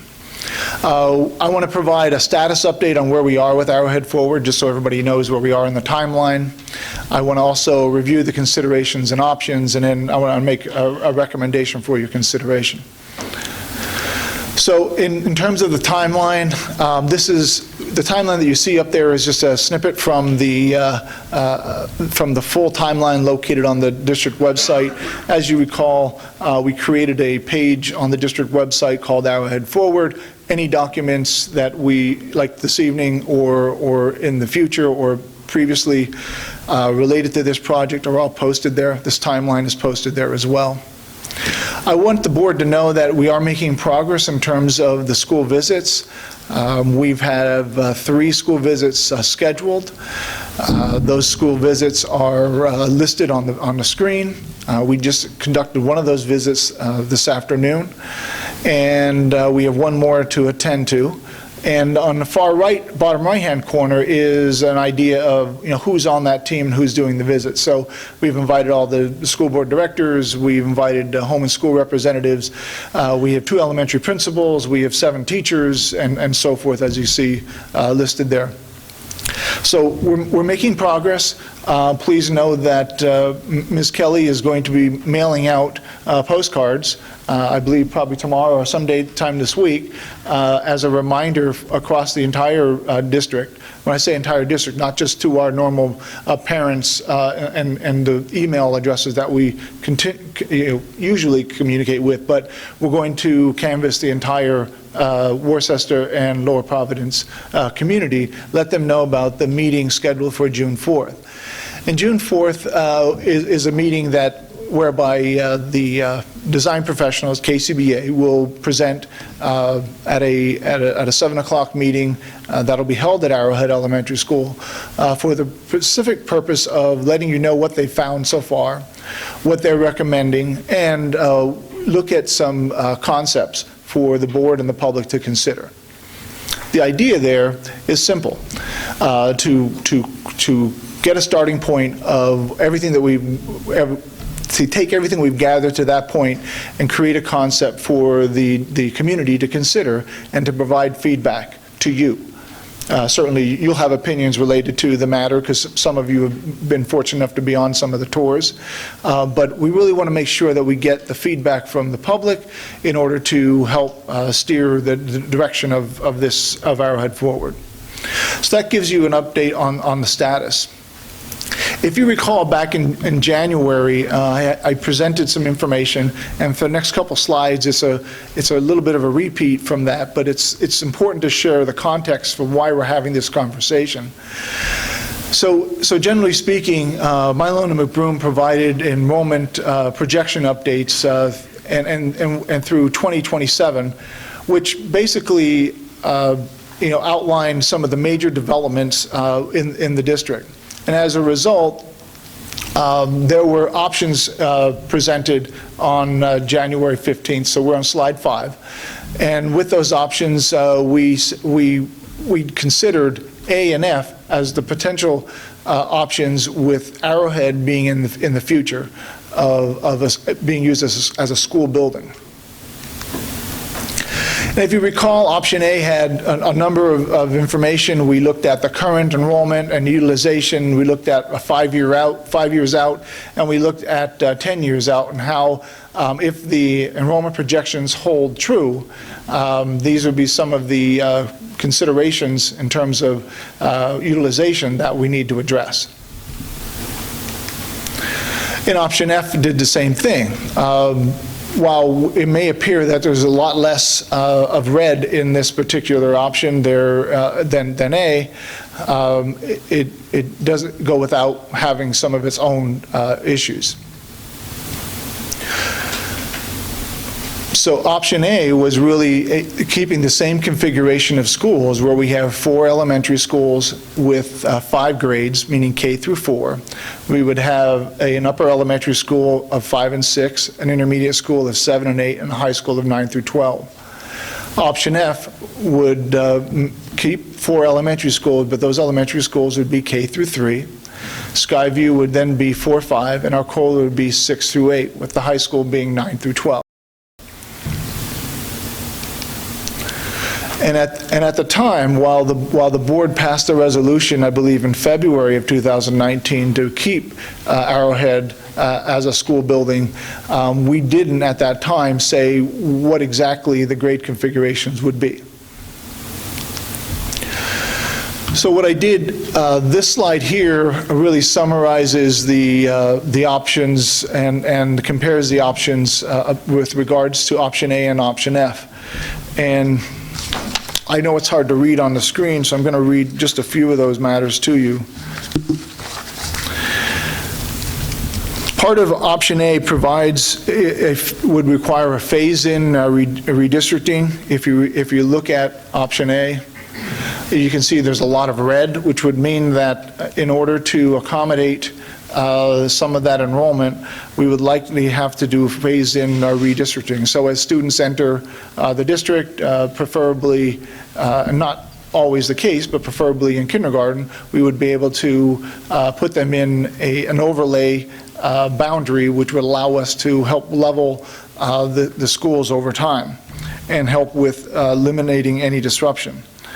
It would preserve the opportunities for full-day kindergarten and innovative programming district-wide. It preserves the existing programs, practices, and service structure. And I think that's part of, a very important part here. It has little to no teacher disruption, and it has no educational programmatic interruption for students, parents, staff, or the community. When we look at option F, well, under option F, there's very little red. We can also say that there are some challenges, and maybe they're hidden challenges, and maybe not apparent to the eye. And some of those challenges, while we would increase the utilization in the Arcola building and in the Skyview building, it does require a realignment of resources. That includes not only materials and supplies, but staff. And that would, require a change in some of the existing programs and services. It would require scheduling changes, as weather presents some contractual challenges. And it does force teacher transfers for a second time within a really short period of time. We know that while we're doing a campus study on traffic flow on that campus, I can tell you that there will need to be a reconfiguration or a construction required at the Skyview Arcola campus to address additional congestion of about 400 additional students on that campus at one given time. We know that the school day start time adjustments might be required. It certainly requires a transition for students in grades 3, 5, and 7 in the initial year. It will impact students and teachers in K through 8 because of all the change. There will likely be a number of staff changes and movement. We talked about this before, about limiting common planning and areas and flexible space for teacher instruction and planning, and a number of other things that are listed here. I think some of the additional option F concerns, at least from an administrative perspective, and there may be others from, a teacher perspective, or even maybe from the board or the public, but we certainly know that there's going to be some busing changes required if we implement option F. We know that the playground construction will be required unless we decide we're not going to have playground for fourth graders, but I imagine that's not going to be the case, and I wouldn't recommend that. But while that might mean we can construct a playground, it also means that we either take up parking lot space, which we have very little of, or field space, which we have very little of as well. We can tell you that we will have a lot of staff and students traversing between Skyview and Arcola in order to make this happen appropriately. You recall that we talked about the transformation of Arcola over time.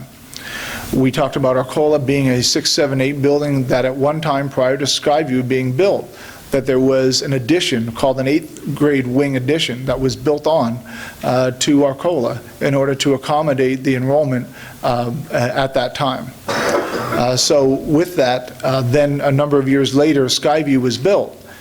Skyview now occupies that space for which was once used as the 8th grade wing.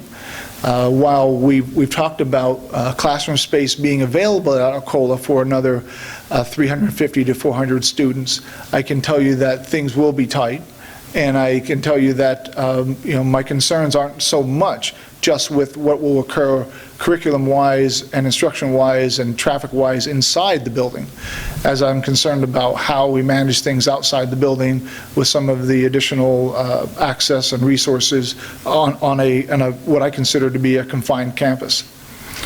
Next, I want to make sure that we certainly, by maximizing the space at Arcola, it also, at the same time, while that might seem advantageous, it also limits your ability to do anything in the future. It will create 2 construction projects, whether you renovate or build at Arrowhead.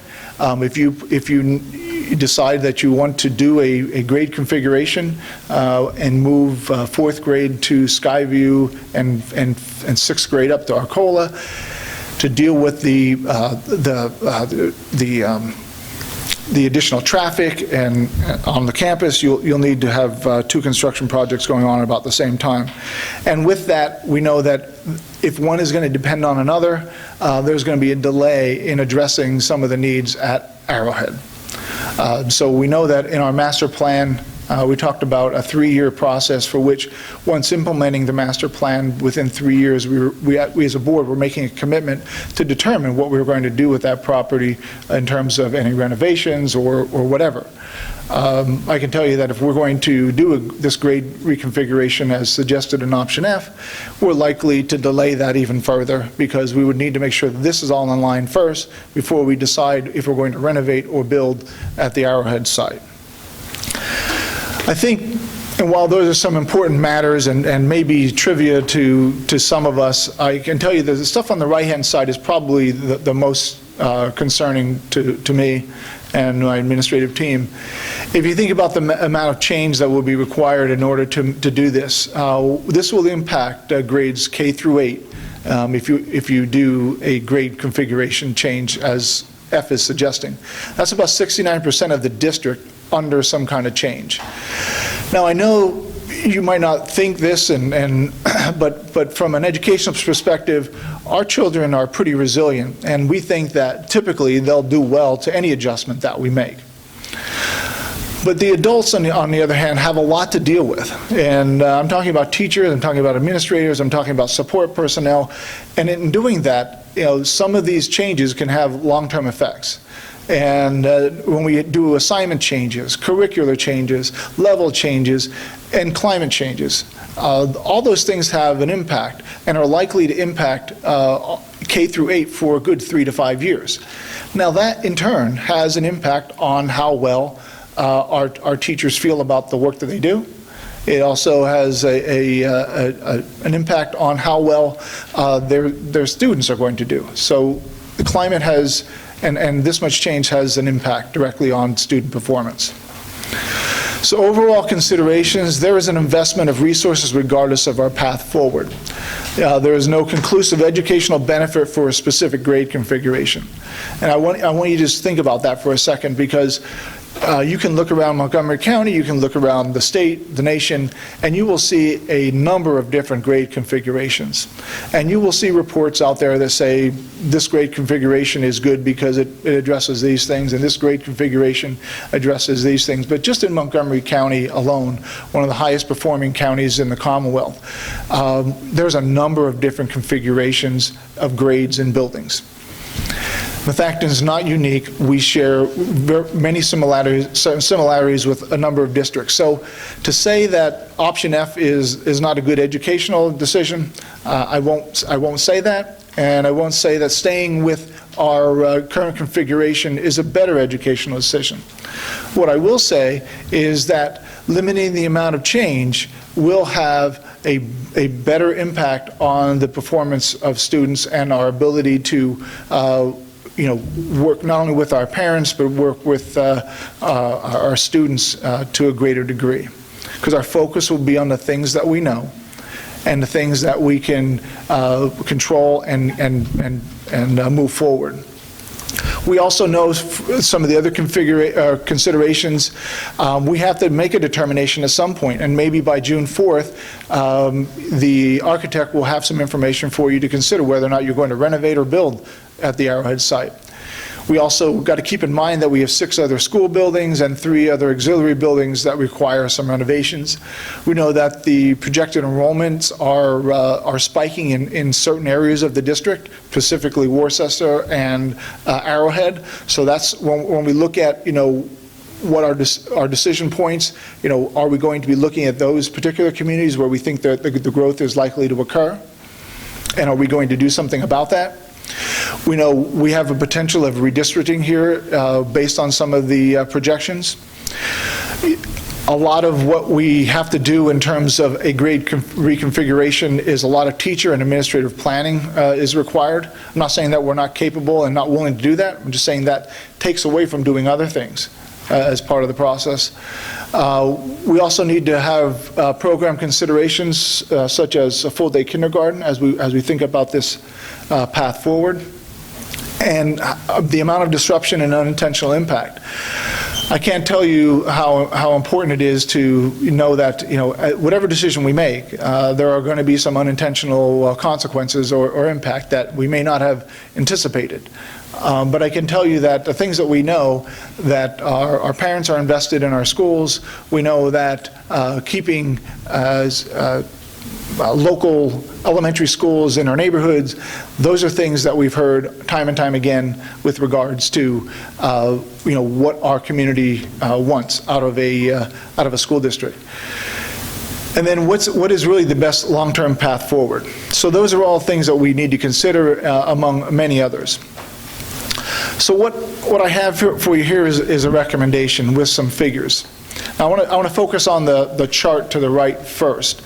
So when we look at the 4 elementary schools that we have and the functional capacity, we know that October 18, our functional capacity is listed there. October 23, our functional capacity could be, with a change at Arrowhead, depending on what the board decides the number of students should be targeted, could be at 500, or it could be at 625. And the reason I'm sharing that with you here this evening is when you look at the overall projected enrollment on the far right-hand corner of October 2027, you'll see that the total number of elementary students, 1879, has to somewhere match up with what our functional capacity would likely be at some point.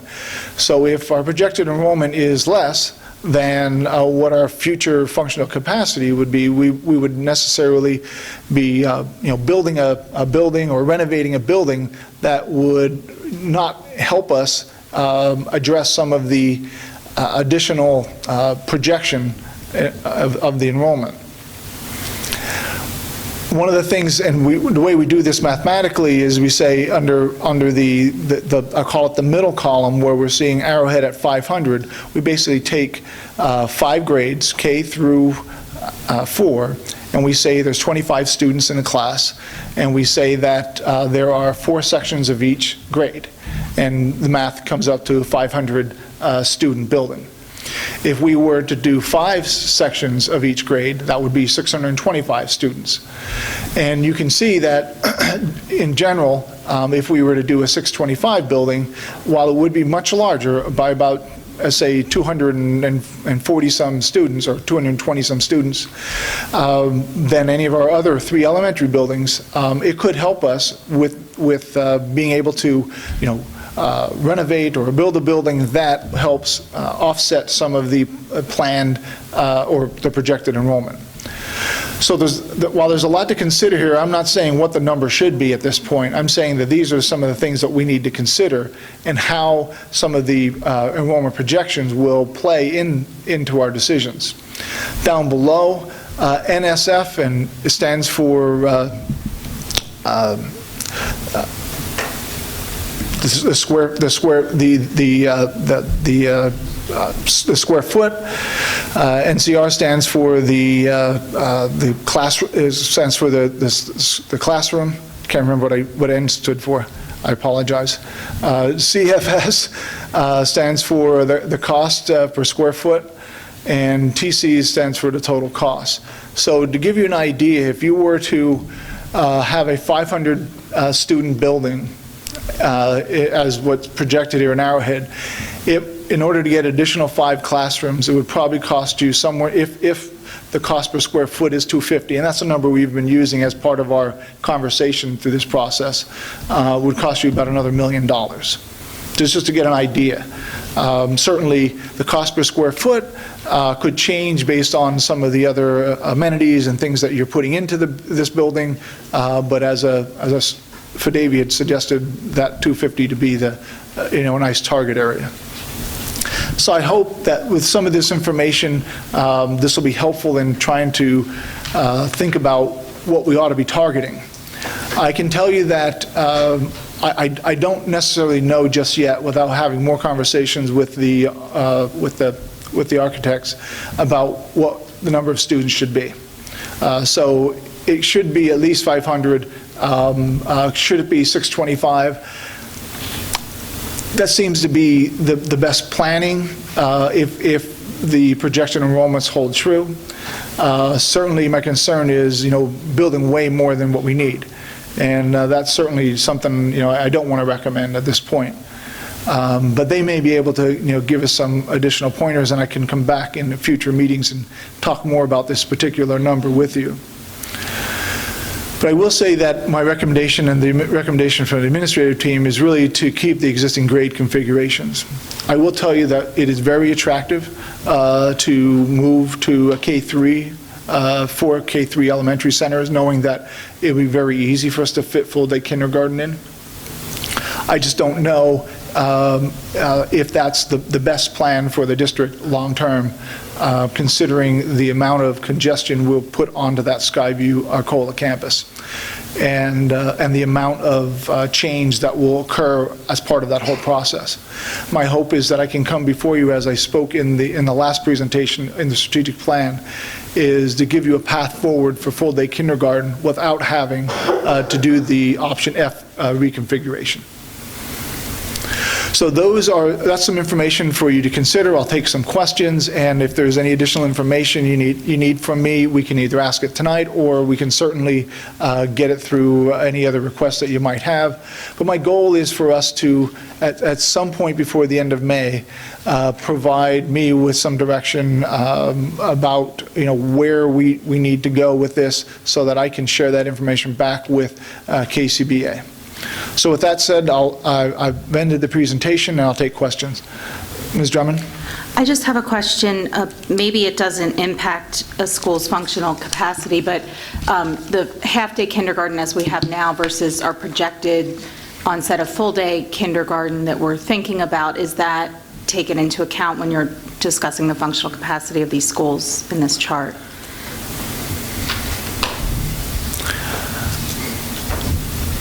I want to confirm that.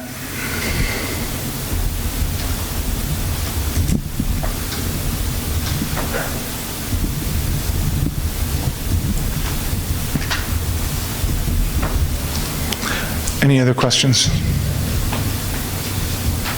Ms. Reese? It's not really a question. I think this is helpful, and it's where we knew we needed to go. And I will say, being part of these tours, the last 2 tours, and I'm looking forward to the next tour, and I'm glad we have a bigger audience here than normal.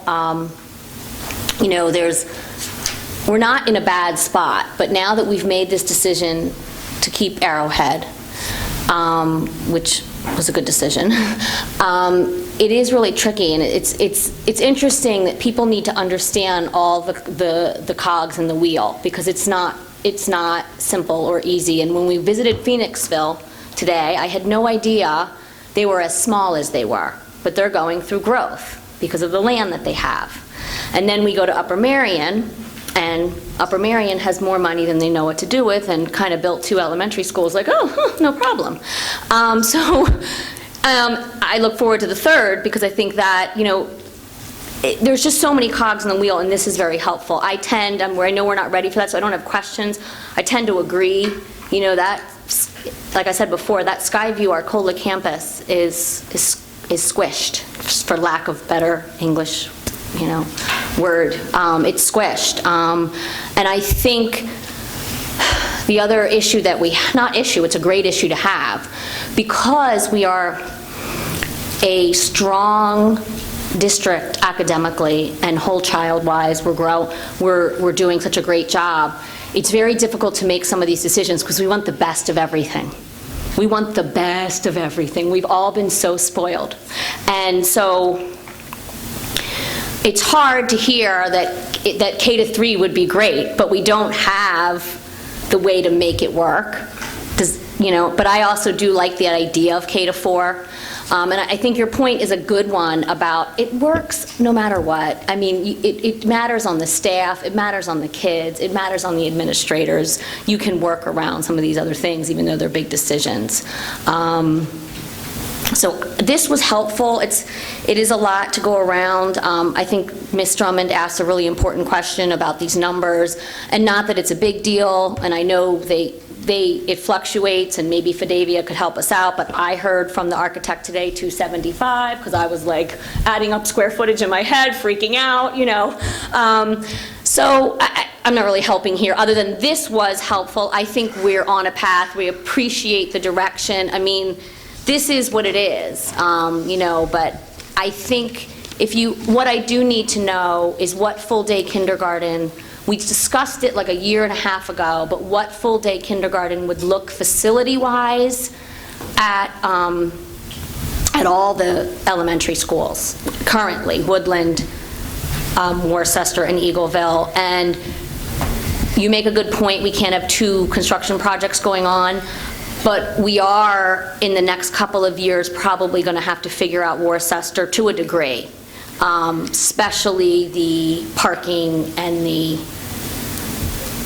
driving aspect, you know, the drop-off aspect, and when they have special events at that school. So that all has to kind of go into it. But I think we're moving. I mean, this timeline is moving in a good direction. So my question would be about the kindergarten and the other buildings, and about any thoughts about what might have to be done in Worcester. Mm-hmm.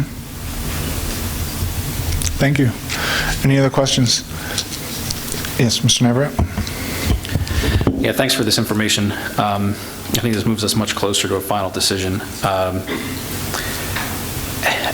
I thought about this quite a bit since we last spoke about this when we met at Arrowhead, and that we were coming off that tour of Arcola, and we saw a lot of empty classrooms at Arcola, some spaces that could be used more, and I spoke pretty strongly about the need to look further into that.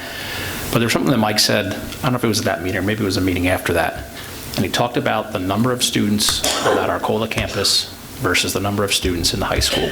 And if we were to reconfigure in this way, we would put more students on that Arcola campus than we have here at the high school. And just think about that. I mean, any of us with kids at Skyview or Arcola, we've been through there. We've been through sports and drop-offs and pickups, and we know what the bus situation is like over there. And there's a lot of logistical challenges there. But that comment in itself really drove it home for me. having this number here now, we're talking about another, 1.1, even if it's 1.4, 1.5, to add, an additional 5 classrooms to whatever a new Arrowhead looks like. We'd probably be looking at a similar amount, maybe less than that, for all the changes that we would have to make to the Arcola campus, as far as, which we may need to do anyway. But reconfiguring at this point, after we've decided to keep Arrowhead as a building, it just seems like a lot of unnecessary change and a lot of unnecessary expense to go through to do that. And I'm keenly aware that we can't make a short-sighted decision. The one thing that stares at me in the face from that enrollment report is that dip up in K-4 enrollment after a couple of years. And that's what you showed on this slide here. If we make that change and we reconfigure and we stuff all those kids in Arcola, and then we build an Arrowhead building that's only K-3, we have just erased any future flexibility we have for any growing enrollment. We don't have an option at that point. Then we're building onto an elementary school. We're redistricting kids we're reconfiguring out of Skyview and Arcola at that point too. We're undoing what we just did maybe 5 years earlier. So again, it seems like a lot of unnecessary change and a lot of unnecessary expense with no realistic benefit. Any other comments, Mr. Earnshaw? Just one question, and it relates to slide 6. Are there any plans or considerations to address the less than 60% utilization at Arcola?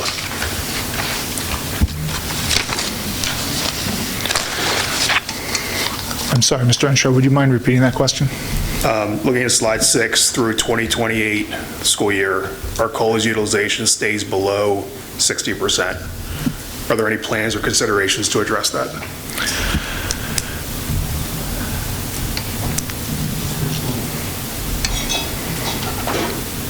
I don't have a magic option here.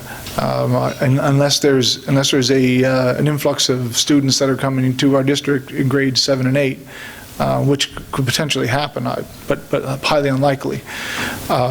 Certainly, the issue I think is not so much the percentage. It's knowing that there is, as Mr. Navarrete said, some available space. Certainly, we've had some conversations about would that be a good spot to house administration in the building and do some things of that nature.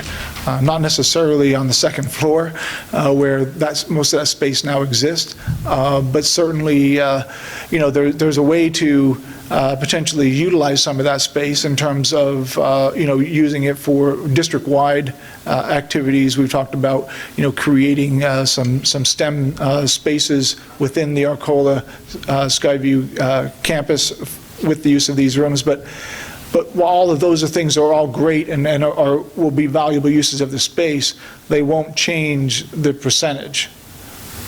And so, for me to change the percentage, I need more kids in 7th and 8th grade. And I'm not going to be able to manage them, or I'd have to wait about 8 to 9 years to start seeing an increase in the student numbers from the elementary grades to start hitting that 7th and 8th grade time frame. So the numbers could change in 10 years if the projections hold true. I actually had comments related to that. So I'm looking at this as this is a step in our process. So I think we agree there is a concern or an issue with there being some space available at Arcola. But as we've seen here, I don't think that using that space on the Arcola campus to try to squeeze in another grade is feasible based on what we're seeing here. But I think before we can start to solve for that issue of those extra rooms at Arcola or other issues such as the condition of the Farina building, we had to figure out this. We couldn't make progress on those decisions until we make progress on this decision. So I think once we have alignment on what our grade configuration is going to be moving forward, then we can start to explore ways to better utilize that space that we have, because yes, there is extra space that's there, and I think that there are some great things that we could do with it. I love the idea of developing some sort of a district-wide STEM area that all of our elementary schools could take advantage of. There's probably plenty of other things, and I'd love us to have, as a board and as a community, have some brainstorming sessions around what we can do with that space. But I think before we can get there, we had to solve for this problem, and I'm glad that we were able to get the additional information that we've been looking for, so that we can start to make this decision and continue to make this forward progress. The timeline is moving along nicely, and I'm glad to see that. Thank you. If there are no other questions, Mr. Ryan. Thank you for this information. I've always been a proponent of option A and continue to be after seeing this information here.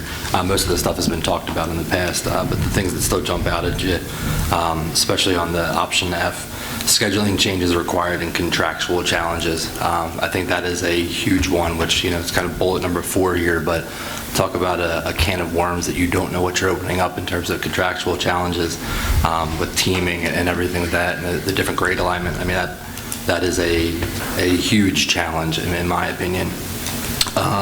We talked earlier about, in our COLA, one of the things we were trying to do was, put homeroom with period 1 to reduce time and traffic and things of that nature. And then you mentioned here staff or student traversing between Skyview and Arcola. So in one aspect where you've just tried to make that better, you're now going to make it where some students are going to have to go back and forth. That's going to be a much longer transition period, which isn't going to be just for one period of the day. It has a potential to be across the entire student day. And we've talked about it before, just the number of students and teachers and parents with just the congestion on that campus. So, like I said before, I'm still a proponent of option A. The one thing which does interest me now, seeing this chart on page 11, is if you look at Worcester, and even if they're not 100% correct on their enrollment for October of 27, they're at 540. We're at 425 now, but the capacity there is only 448. I mean, if we only get half of that growth, we're still going to be that nature of, are we going to have to start redistricting just to make the numbers work in Worcester? And you mentioned that, maybe you have some kind of like overlay for new students coming in, but, with brand new construction, you can't control what age these kids are coming in. You don't know if they're coming in kindergarten, or they could be coming in 3rd grade or 4th grade, so you really don't know. So I think that no matter which option we go with here, Worcester is going to have to be, on the top of our list of things to be paying attention to. Yeah, you're absolutely right, Mr. Ryan. I mean, that's the thing that gives me the most concern.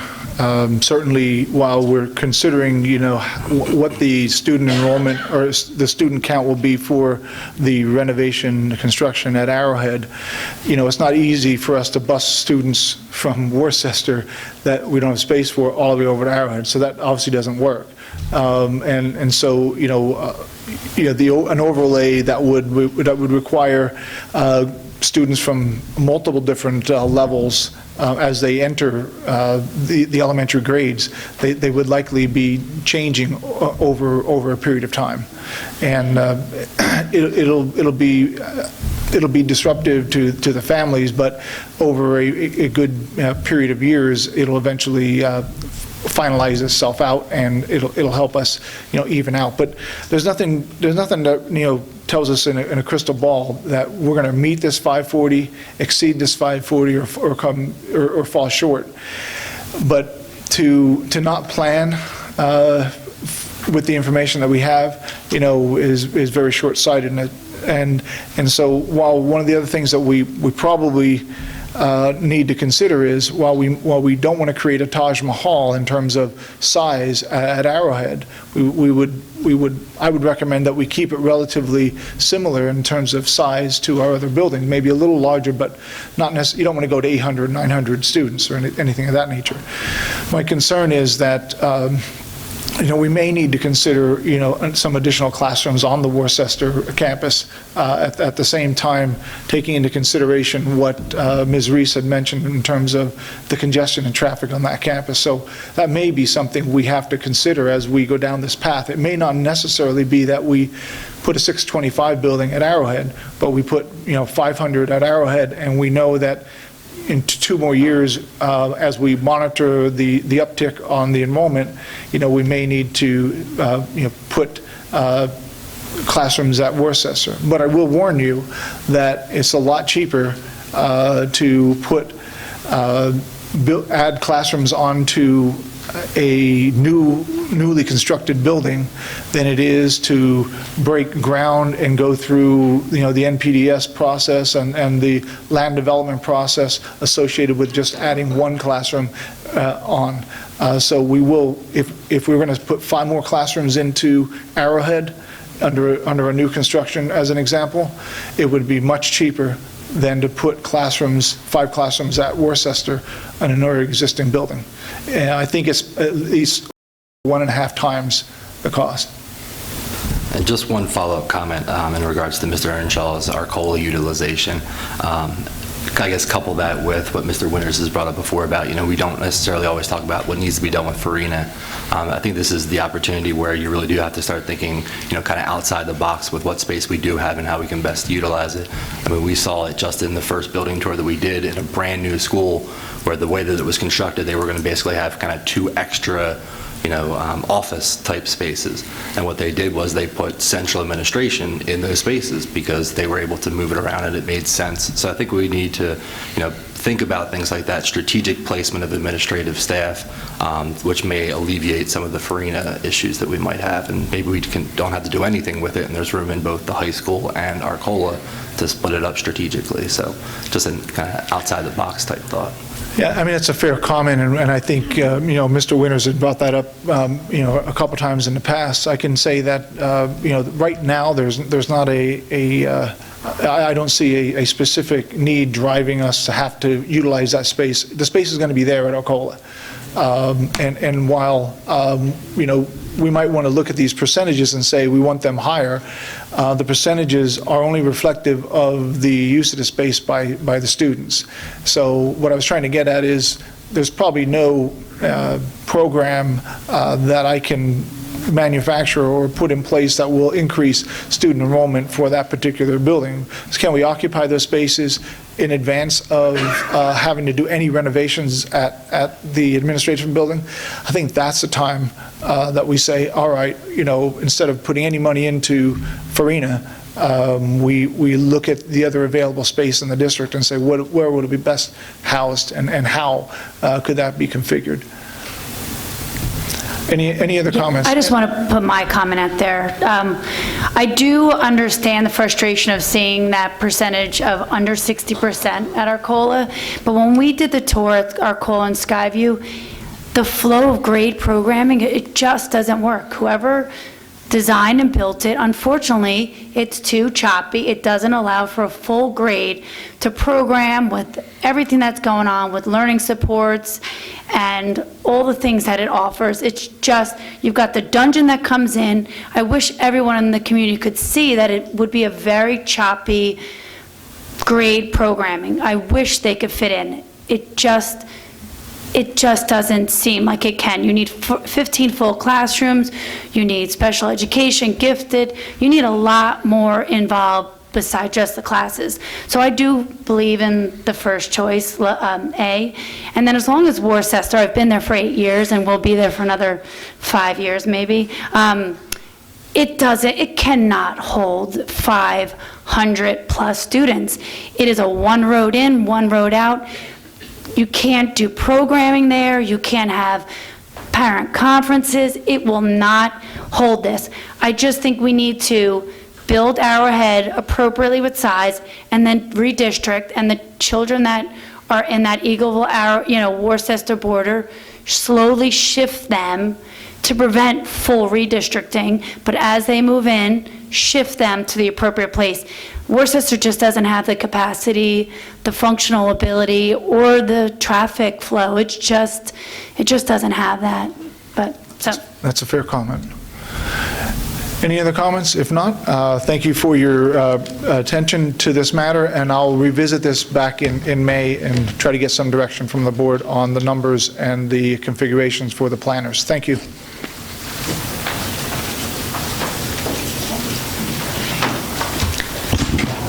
Thank you, Dr. Zerbe. Seeing as we're already 2 hours into this meeting, I'm going to ask that, well, we'll move on to reports, but if we could in any way abbreviate reports, that would be greatly appreciated. Please know that the full minutes of all of these meetings and reports are attached to the agenda. So with that, I'll move on to the Finance Committee and Mr. Earnshaw. Thank you. The committee met on April 10th. Meeting started at 6:30. In attendance were myself, Ms. Kanker, and Mr. Bricker. We reviewed our monthly financial reports as we usually do. Discussion topics included Arrowhead's debt and funding analysis, the master plan borrowing for the 2019 projects, our 2018-19 budget forecast, an update for next year's budget, renewal of the food services contract, the North Montco Technical Career Center budget, general supplies bid awards, the administrative projects for next year's budget, and a discussion about the budgetary surplus. Courtesy of the floor, we heard from 4 members of the public, and the meeting adjourned at 8:12. Thank you, Mr. Earnshaw. Property and Transportation, Mr. Navarette. I'd just like to apologize. I didn't get my minutes into Mary before in time for the meeting, so I know, I'll hustle. The Property and Transportation Committee met on April 8th. All committee members were in attendance. Mr. Sakala and Mr. Kozer from Fidavia, and we also had Teresa Shepard there from Shepard Restoration. We talked about the Arcola punch list for the auditorium. That work is nearing completion. Much of it was scheduled for this past week. Got some updates on the high school MEP work, including the pool HVAC system and some grounding changes on some electrical work. For this year, the committee was presented with the MEP bid responses that are on the agenda tonight for the high school, Woodland, and Worcester. Teresa Shepard gave us an extensive presentation on, one, the bid responses for the masonry facade that's on the agenda for tonight. The masonry facade at the high school for tonight. Potential improvements to pads and canopies around the high school, and additional investigative work to the facade at Eagleville. We also discussed proposed grading and drainage improvements to be made at Woodland to avoid the flooding that we saw last year. Under transportation, Mr. Bricker gave us a brief update on planning for the 2019-20 school year, including the Eagleville Road project, an update from PennDOT. And under courtesy of the floor, there were 2 opportunities to speak. The first with Ms. Shepard, where we heard from John Andrews and Jim Mollick. And then at the end of the meeting, we also heard from Jim Mollick as well. Thank you, Mr. Navarette. I'm wondering if I could have used the timer to maybe have a little competition going, but too little, too late. All right, Ms. Reese, Education Committee, you're up. We met on April 1st at 6:30. All members were in attendance, including some guest speakers. First up was a quick REACH update. There will be a more thorough update in May or June. Basically, the program was in its 5th month. It's going very well. There are 18 participants. Both Springfield employees are fabulous and fit in well with the staff. Dr. Engstad was in fact recognized at the State Pupil Services Conference, where she received an honorable mention award due to the REACH program. So congratulations, that's worth a few extra seconds. And to Dr. Mangano and Mr. Thompson and everyone involved in that program, thank you. ESY update. Is housed at Skyview for 5 weeks, Tuesday through Thursday, 9 to 1. There are 2 groups. One is completely identified and set to go. The other is currently being identified and will be through May. Kindergarten registration, I'm sure it's changed in the last 23 days, but as of April 1st, 222 are all registered, 22 more were waiting to be fully registered. A quick breakdown: Arrowhead 55, Eagleville 48, Woodland 72, Worcester 47. Federal monitoring program, they visit each of the 3 buildings that have the federal programs, Title 1, 2, and 4. The buildings are Skyview, Arcola, and Eagleville. They are coming in May 13th and 14th. We reviewed the enrollment report. The activity manual handbook was shared by Dr. Spiewak. I will share a copy with you. Mr. Navarette. Dr. Mangano came and gave the same presentation she gave here this evening. We also had the Ms. Gorla, who shared with us the course that you see on the agenda to add to our technology education, which was a big STEM emphasis. I'm not doing well, hurry up. Textbook approval, they're all on the list. They've been up for review for the last month, and should be approved this evening.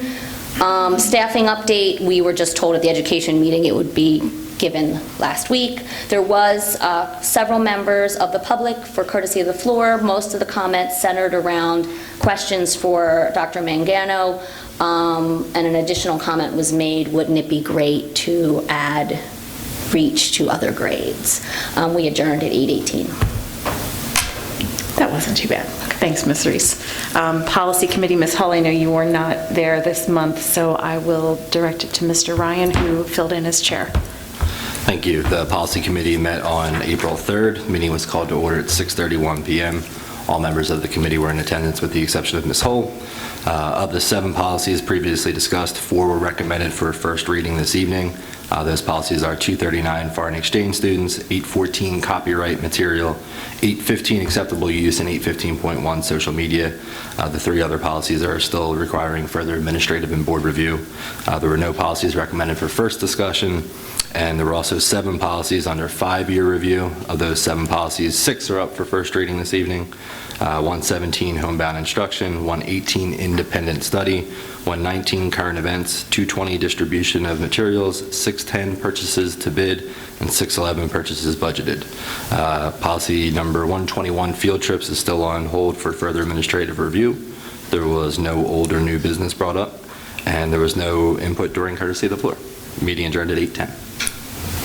Thank you, Mr. Ryan. And I'll let you take a breath, and then back to you for the intermediate unit report. I'll try to do this one just as fast. The MCIU board met on March 27, 2019. Majority of that meeting actually dealt with proposed renovations to their 1605 West Main Street building, which is their early learning academy. Fadivia was there, as well as other members of the design and bid specs team. They reviewed the recommended options for the proposed renovations.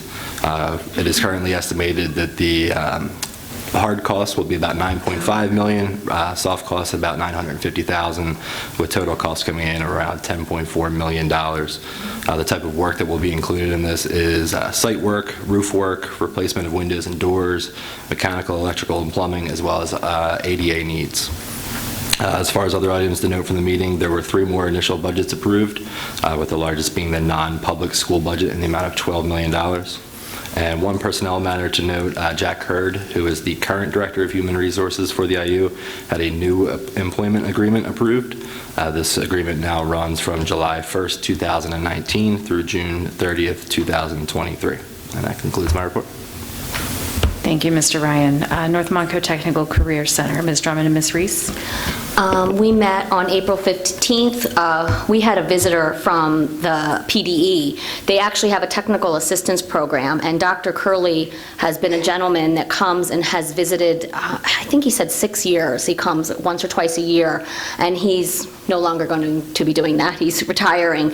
And he came solely just to share with us what an incredible tech center we have. He mentioned it's got to be in the top 10% in the state by hands down. He said the Megatronics program and teacher was like none other he's seen, and an incredible investment. He complimented our choice of new executive director. He just really had wonderful things to say. Speaking of that, Gina Partovich, who's now been in her role almost a full year, gave her vision for the tech center from soup to nuts. And in fact, in June, a few of us are invited to be part of something like a strategic plan for that school. Couple things they plan to do is adding to the Megatronics program and a few other hot career choices for students. There were 40 students that participated in the state skills competition. This tech center earned 16 medals, including 2 gold, which of course were in mechatronics, and a silver. And Ms. Drummond and I both felt the district just needs to work on doing a better job of just spotlighting these incredible students and the work that they do there, the the opportunities these kids are getting. And so we're working on that because that was a big topic of discussion at the meeting. I think that's it. Thank you, Ms. Reese. Our student board representatives, Claire and Caleb. So this April, select members of MHS's Science Fair team competed at the Tri-State competition on April 4th. MHS had their blood drive on April 5th, their student-faculty basketball game on April 12th, and National Juniors Honor Society held a spring cleanup on April 13th, and the MHS orchestral concert will be tomorrow, and prom will be this Friday.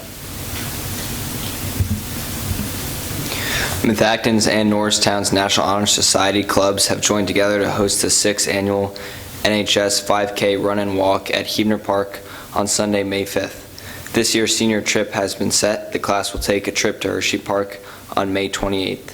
And lastly, Methacton held its annual film festival on April 5th. Students were able to write, produce, and edit films. Then they had the opportunity to share their work with peers. Thank you both. The Education Foundation was with us last month. I think they're still recovering from carrying that very large check. But they did ask me to share a report as the liaison here. The foundation was pleased to present our largest grant ever awarded at last week's work session. We received a $110,000 check awarded for the STEM renovation of all 5 elementary school libraries, and that's on the agenda this evening for approval. On October 10th, the foundation will be hosting the inaugural Methacton Apex Awards. The goal of this banquet is to honor Methacton alumni and community members who have achieved distinction, outstanding accomplishment, or made significant contributions within their professions, in their communities, or in the world. Nominations will open in May. May 6th begins Teacher Appreciation Week. You may have seen some buzz about this on social media and emails from home and school. Foundation is offering parents district-wide the opportunity to formally recognize teachers and staff who have made a difference in their children's lives. Parents will be able to send a certificate of appreciation for a donation to the foundation. The foundation is also happy to support the 2nd annual Malin Planetarium Star Party on April 27th. This free event is open to the community and will showcase our planetarium and host other STEM activities. And on April 28th, Painting with a Twist is holding a fundraiser for the foundation thanks to the coordination of the No family of Worcester. More information for all of these items can be found on the website www.methactonfoundation.org. That concludes the Education Foundation report, and for communications update, I turn to Ms. Kelly.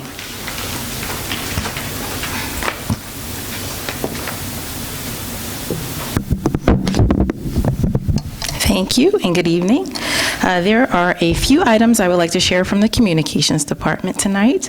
On Tuesday, April 16th, we celebrated the 20th anniversary of Post-Prom by recognizing the leaders of the unique community event. Many of the co-chairs were in attendance to receive an award for their leadership and recognition before the Methacton Board of School Directors and community. We are grateful for their leadership and support. Here's to another 20 years of keeping our children safe on one of the most dangerous nights in the lives of teens. And speaking of post-prom, this Friday, April 26th, is the post-prom community walkthrough at Methacton High School. The event takes place from 6:30 p.m. to 8:30 p.m. This year's theme is Don't Stop Believing.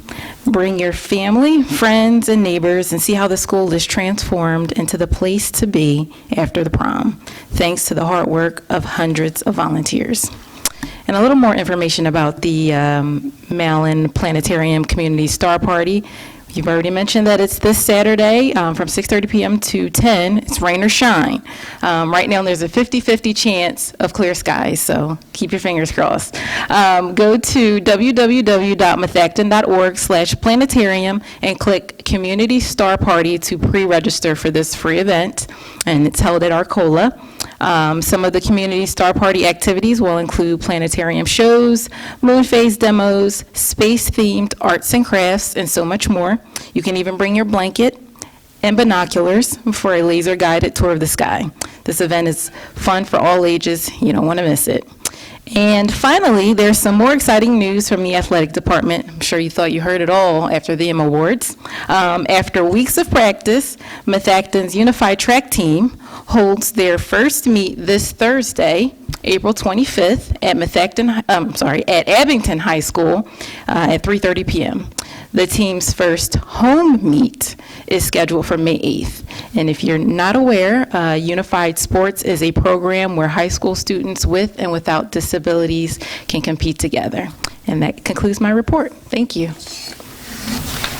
Thank you, Ms. Kelly. And now Superintendent's report. Dr. Zerbe.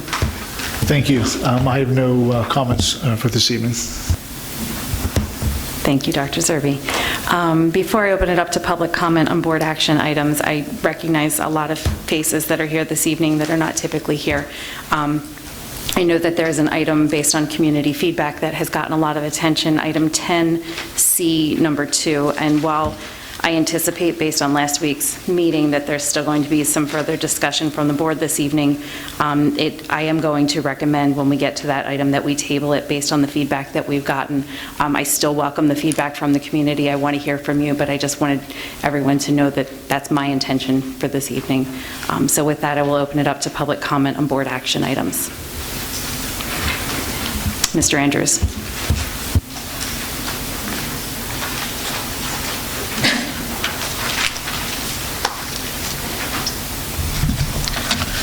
John Andrews, Lower Providence. It is good to see a large crowd in the audience this evening. Sometimes we don't have many. I brought the wrong sheet of paper.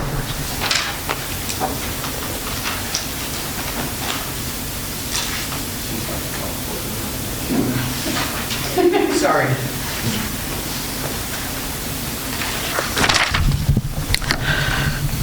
Regarding the action items this evening, there are action items regarding 2 supervisors of education, and I spoke to this vote item briefly a week ago.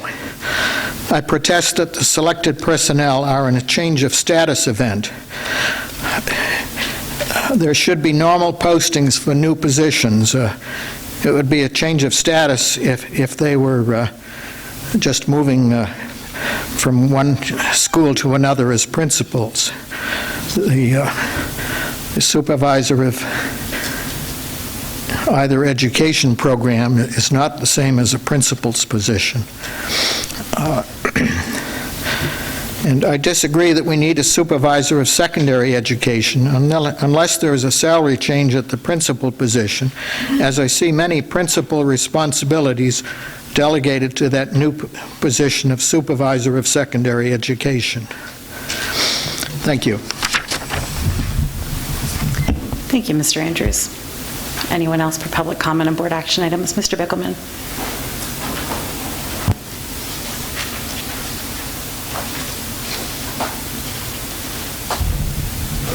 Joe Bickelman from Audubon. Yes, about the 2 new administrative positions. I came a week ago and I asked that the salaries be disclosed for these new positions. And I also asked the question a week ago what certifications they had. Did they have a certification for curriculum and instruction or just the principal certification? So hopefully we'll hear the salaries, because a lot goes into setting salaries for new positions. And maybe we can hear what the salaries are for those positions and what their certifications are. I asked that 7 days ago. Hopefully the information was found out and will be disclosed, or be allowed to be disclosed. Thank you, Mr. Bickelman. Ms. Arnone.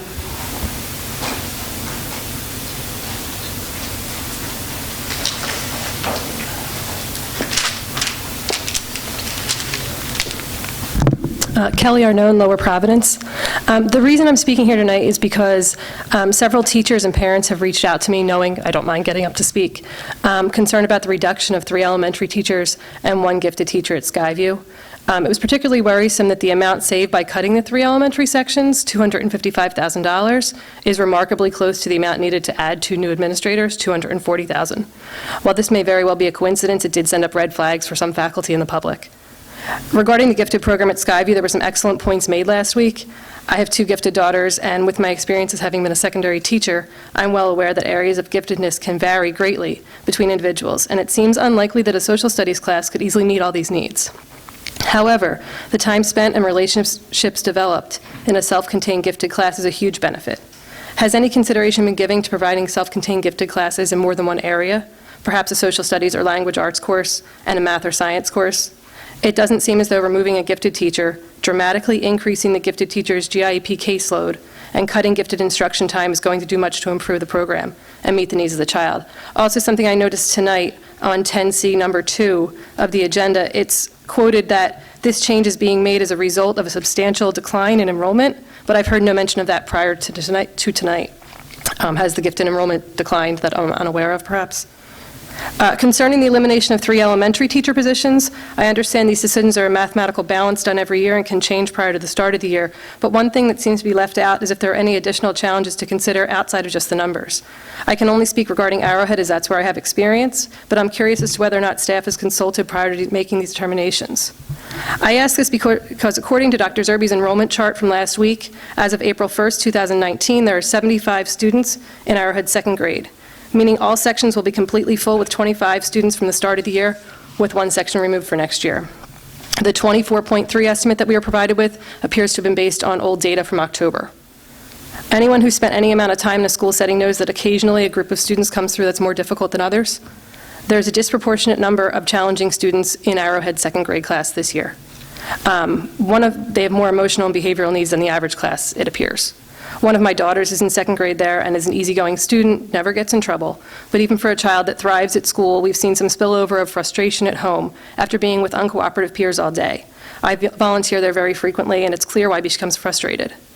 The teachers do an excellent job managing it. However, pushing this group to the class size limit poses additional challenges that may not have been considered. If you've not already consulted with the Arrowhead staff, I would urge you to do that and see if this is really a reasonable decision for this particular group. The final area of concern that was expressed to me by others, and one that I share, is the creation of 2 new curriculum administrators and filling these positions with the current principals. I know from my own teaching experience in both the Norristown Area School District and Souderton that these are roles our other districts have filled already, and if we want to remain competitive, more focus must be placed on curriculum development and implementation.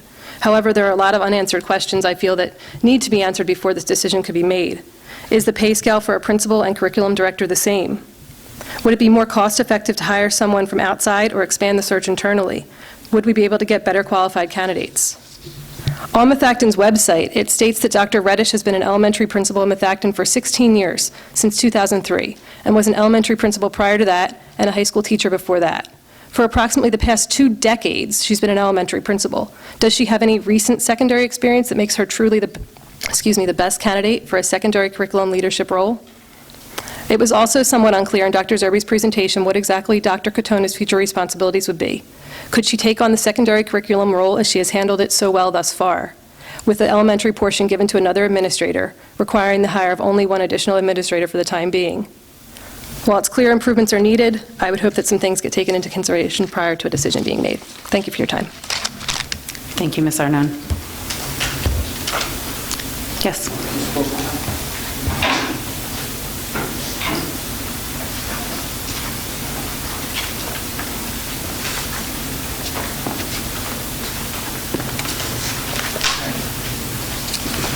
Hello, I am Betty Grabfelder. I'm a Worcester resident and a proud Arrowhead third grade teacher. I'm speaking to the proposed classroom cut from 4 to 3 classrooms in third grade at Arrowhead for next year. Our current second grade class has approximately 75 students. So with 3 classes, that's 24 to 25 students at the start of the school year. Keep in mind, there is also a new townhouse development that is being built in our boundary. And we've had a lot of new children coming in recently from these homes. Our mission is to educate the whole child. And I've heard that phrase several times tonight from our superintendent and from the board members. But with this classroom cut, it seems like the administration is looking at numbers, not children. I'm asking that you take the time to discuss with Dr. Roberts the current second grade class and base your decision on what is best for the students and not on a math formula. Thank you. Thank you, Mrs. Grabfelder. Anyone else?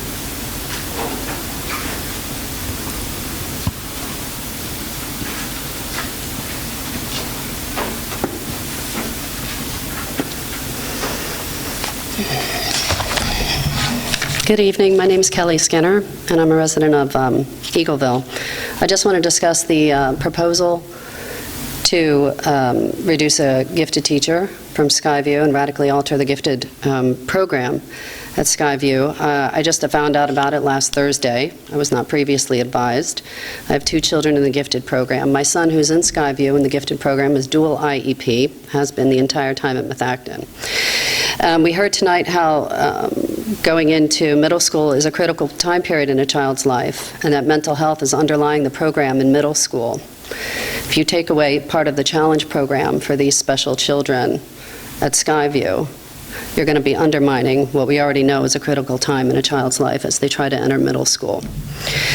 According to the agenda, it sounds like you want to reduce the challenge program in Skyview because of a reduction in enrollment in Skyview.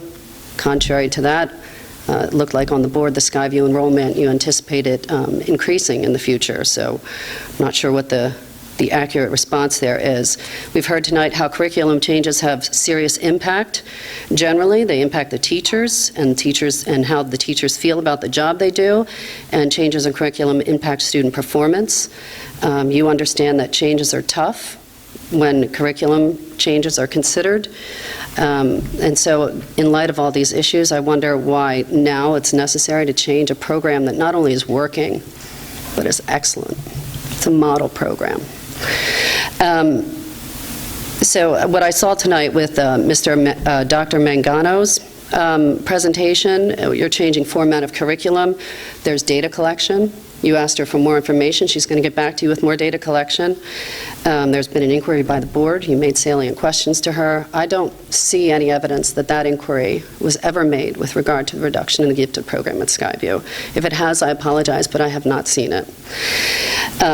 What it appears on the outside as a parent is that instead of taking the least restrictive measure to minimize the impact on the student's achievement, in order to balance the budget, it seems that people are more interested in taking the path of least resistance. And the question appears that it was asked, can we do it? Can we do it legally? What's going to be the impact? Are we going to have a lot of flack from the parents? Instead of asking, has anyone asked, what is the negative impact on the children if we change this program? What concerns me the most is that there's a misconception about gifted children among people who are not well versed with gifted children. I'm not saying that's everybody here. There's a misconception about gifted children, and it appears that some people think that gifted children are smart and therefore just need more work thrown at them. And my answer to that is a question. If that's all they need, then why do we even have a gifted program in the country? We'll just give them more work. We don't need a gifted program for that. And the reason we have a gifted program is because they have, quote, unique needs. That's the vernacular. We say special needs today, unique needs, whatever you call them. And that is written into the gifted program. These needs of the gifted program, children, include ADHD, executive functioning, auditory processing, socialization, self-advocacy, communication deficits, self-confidence, and their internal self-image issues. A lot of them lack self-confidence, even in their own intelligence levels, even the brilliant ones. These children have special needs, and these teachers, like Mrs. Clark, are dealing with these issues on a day-to-day basis to help these children overcome these things, while also trying to help them flourish with their giftedness. There's also a misconception about gifted children that the reason we have the gifted program is just so they can be more successful or get into a better school or help them get ahead when they're already ahead because they're smart. That is not the case. Many gifted children suffer from issues that regular curriculum students don't have. I have my daughter is a neurotypical child. She's wonderful. She will succeed. Anybody who knows my daughter will know she's going to succeed because she has. Skinner, I have to ask you to wrap up. Okay. My son is brilliant, but we don't even know if he's going to be able to tolerate a college program. The current program is working for my son. I would ask that you not change it. Mrs. Clark is the glue that's holding everything together. I understand that you're generals and you're making decisions, but we parents are the soldiers on the front line. You're balancing numbers. I'm balancing the psyche, the emotional, and intellectual well-being of my child. Thank you, Ms. Skinner. Thank you.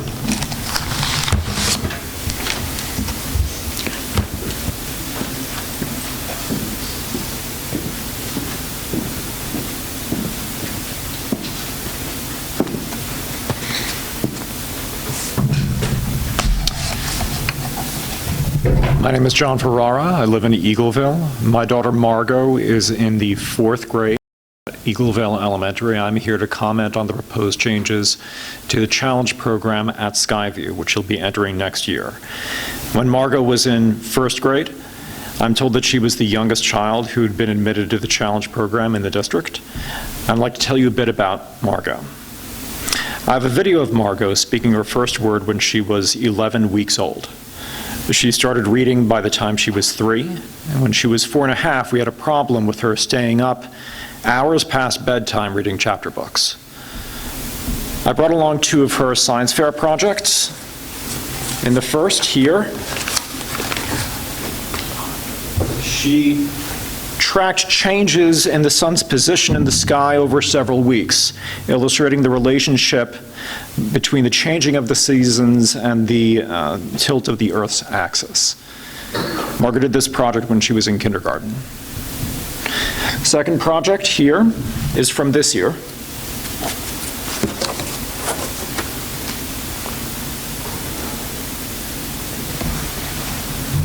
She wrote a computer program to calculate the probability of different value outcomes when rolling 2 6-sided dice. The code is illustrated on the side. Here's a functioning computer that she assembled from components when she was 7. This Thursday, I'm bringing her to work with me at Vanguard, where she's going to be giving a presentation on speech synthesis markup language. However much you give Margot, she absorbs it, she internalizes it, manipulates it, and creates something amazing. If you don't provide that, she doesn't get the opportunity.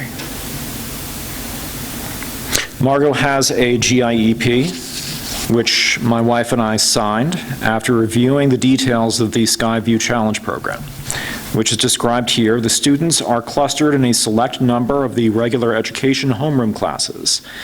Challenge students attend Challenge Social Studies, Geography, and/or Reading class with the Challenge teachers at the same time that the student's homeroom class attends regular education courses. Accordingly, there is no makeup work required, as the students will not be missing any subject instruction during their time in Challenge. This is what Margot needs. This document is a signed written contract between Methacton School District, myself, and my wife, guaranteeing Margot the services that she needs and entitling her to them. I was not asked for any input on whether anything that's written here was to be changed or notified that such changes had been recommended, consulted on how those changes might be undertaken. I expect to be a part of anything that affects my daughter's education well in advance of it coming to the board as a proposal. Let's build a partnership together on how we can do great things for our children. Thank you. Thank you, Mr. Ferrara.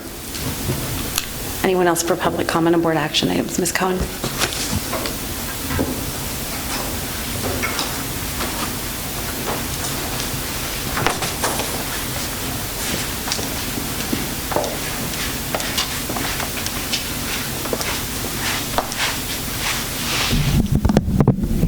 Thank you. Erica Cohen, Lower Providence Township. My daughter's in 6th grade at Skyview. She is in the gifted program. I am in strong support of continuing the program as it exists today at Skyview. Students who are in the gifted program, they're not just intelligent individuals, but they think and they respond differently to a classroom learning environment than a traditional student. Always being part of a pull-out program never allows the gifted student to learn how to be most effective in a traditional learning environment. The Skyview inclusion model allows building up of study skills, mastering organization skills, and developing a work ethic in an enhanced learning environment that mimics that traditional classroom environment. I really would like everybody to take a look at the retention of students at Arcola and even the high school that take advantage of the gifted programming in the seminar model. My belief from talking to other parents, other students that are in the gifted program as they go into higher levels of education is that participation drops off because students don't want to be pulled out. And while the seminars might be interesting, they don't always align with or are not always applicable to their future learning goals. Students with a higher aptitude for learning in certain subjects like math, they are given opportunities to place up into higher grades and levels that do challenge them specifically. The gifted teachers at Skyview, they're able to take time to get to know students' performance in a classroom environment because they see them every day in that traditional academic environment and not just in a special project or seminar context. This helps them focus their GIEPs more carefully, and it helps them develop stronger classroom learning skills. My daughter is moving on to Arcola and won't continue to have the opportunity to have this type of structured education program around her GIEP because it is a seminar model at Arcola. I'm very okay with it at this point as she does move to Arcola, but I'm okay with it because it's in the context of her having developed these classroom learning skills that she has developed at Skyview. It would be extremely disappointing that future 5th and 6th graders don't get that same level of encouragement. Tonight, we heard from several parents and interested members on this topic that have students that are moving into this 5th and 6th grade program. I see the value in it because I have seen how much it has affected my daughter's growth and how much more comfortable she has become over the last 2 years in her own skin and in her own confidence level as she's progressed through this program. So, thank you. Thank you, Ms. Cohen. Anyone else for public comment on board action items? Yes.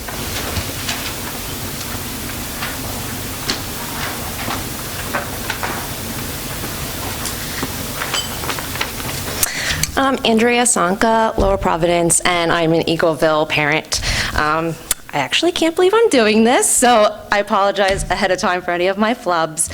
I'm here to comment on the gifted program changes that were proposed. I take issue with the goal to expand the gifted program and that changing it to a seminar model by increasing topics, leadership, and individual projects. I don't know how it's possible to expand by decreasing the teachers and the amount of time that the children spend in the program itself.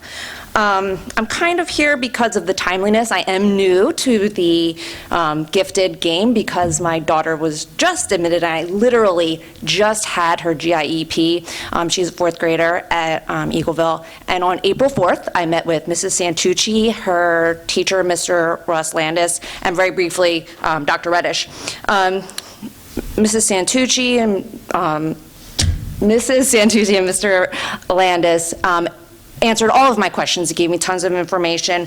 My husband and I had only one concern, and that was what would this look like in 5th grade? Kendall is an amazing student, very bright, very well-rounded. She doesn't have any kind of inconsistencies there. But we were concerned about a pull-out model.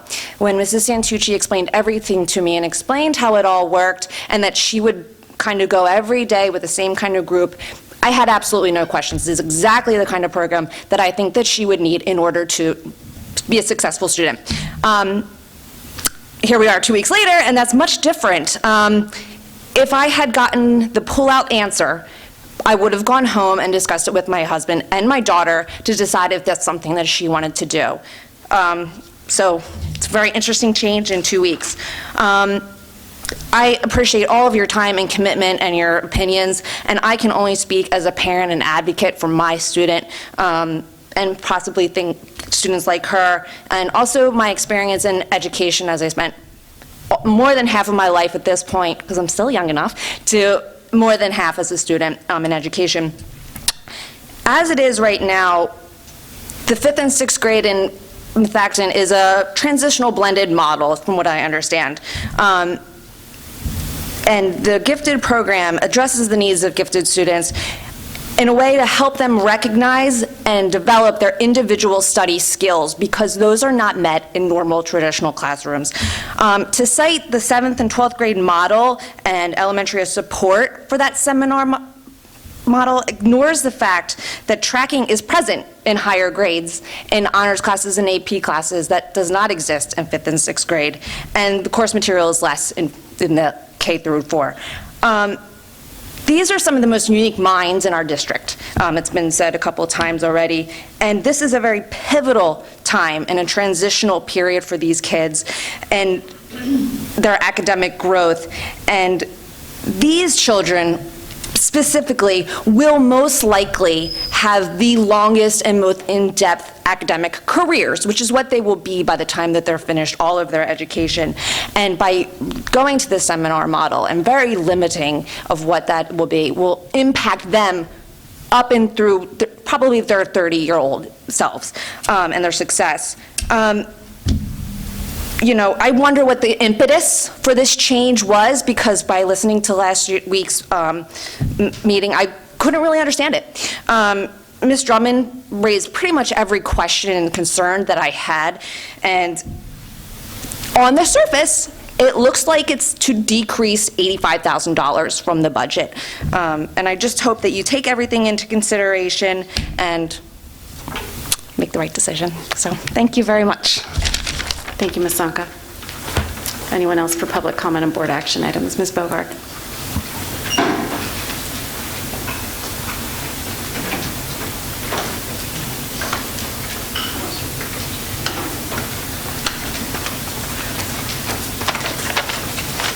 Good evening. Andrea Bogart, Lower Providence. I'm here tonight also to understand the rationale for recommended changes to the challenge program at Skyview. Dr. Zerbe, where did the recommendation come from? What are the benefits that you see with changing to the program?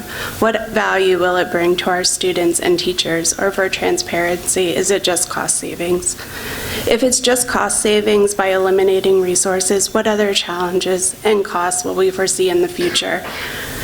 Will additional training be required for our staff? Additional occupational support skills for students be needed?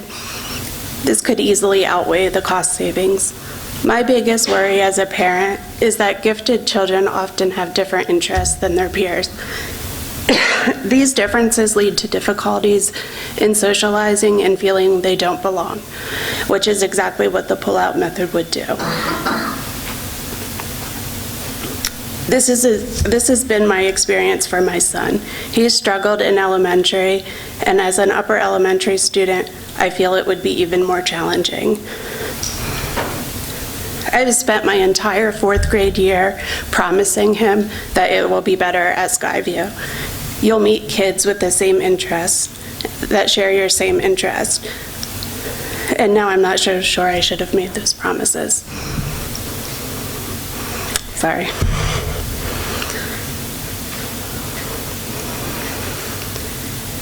We have wonderful teachers at Methacton.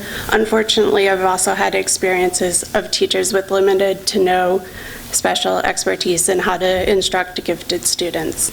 As a 4th grader at Eagleville, my son was told in front of the entire class that he had to sit in the front of the classroom because his parents signed a paper. This targeted him.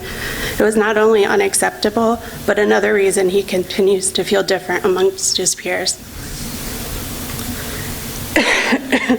As just a 1st grader, he was given an assignment to make a timeline project. He proudly drew a spiral for his journey around the sun 7 times. his teacher deducted points because it was not a straight line. These examples are not uncommon, and it's why I'm here tonight to advocate for classroom settings that does not target these students' differences but supports their and enhances their intellectual pursuits and creativity by bringing these students together. Thank you. Thank you, Ms. Bogart. Is there anyone else for public comment on board action items? Okay. With that, we will move on with the agenda.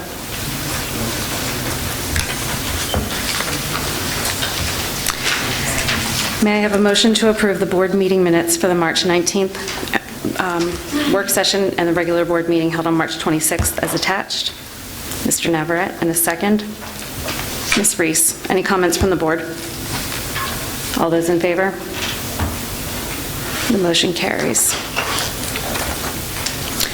Fiscal items, Mr. Bricker. Thank you. Tonight for your approval, we have the list of bills, the treasurer's report, budgetary transfers, the North Monco Technical Career Center budget for 2019-2020, the general supply bid award, and 4 master plan projects for the work of the summer of 2019. Thank you, Mr. Bricker. May I have a motion to approve the list of bills, treasurer's report, and budgetary transfers as attached? Mr. Navarette, and a second. Mr. Ryan, any comments from the board?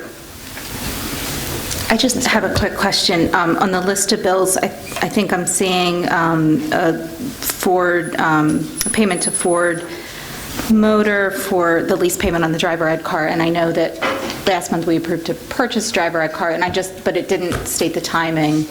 I just was wondering about the timing of the purchase versus when we're coming off the lease. Thursday. Yeah, that was a nice softball there, huh? No, I'm just kidding. Any other comments from the board? Okay, seeing none, all those in favor? Motion carries.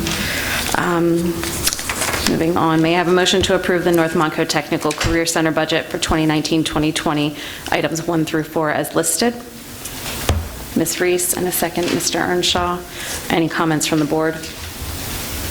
Seeing none, all those in favor? Motion carries. General supplies bid awards. May I have a motion to approve the general supplies bid awards, items 1 and 2 as listed? Ms. Reese, and a second, Mr. Navarette. Any comments from the board? Seeing none, all those in favor? Motion carries. Master Plan Summer 2019. May I have a motion to approve the Master Plan Summer 2019 work items 1 through 4 as listed? Ms. Hull, and a second, Mr. Earnshaw. Any comments from the board? Seeing none, all those in favor? Motion carries. Personnel items, Mr. Regina. Thank you. For this evening, we have a number of items on the personnel agenda. To start, we have 1 professional resignation.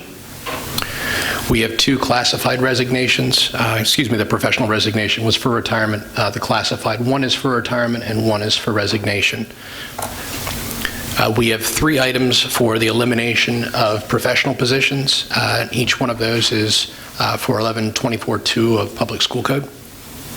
We have 3 items for our job descriptions. We have 2 items for the establishment of professional positions. We have 2 items for the establishment of administrative positions. We have 1 item for the employment of professional positions. 2 items for the administrative change of status.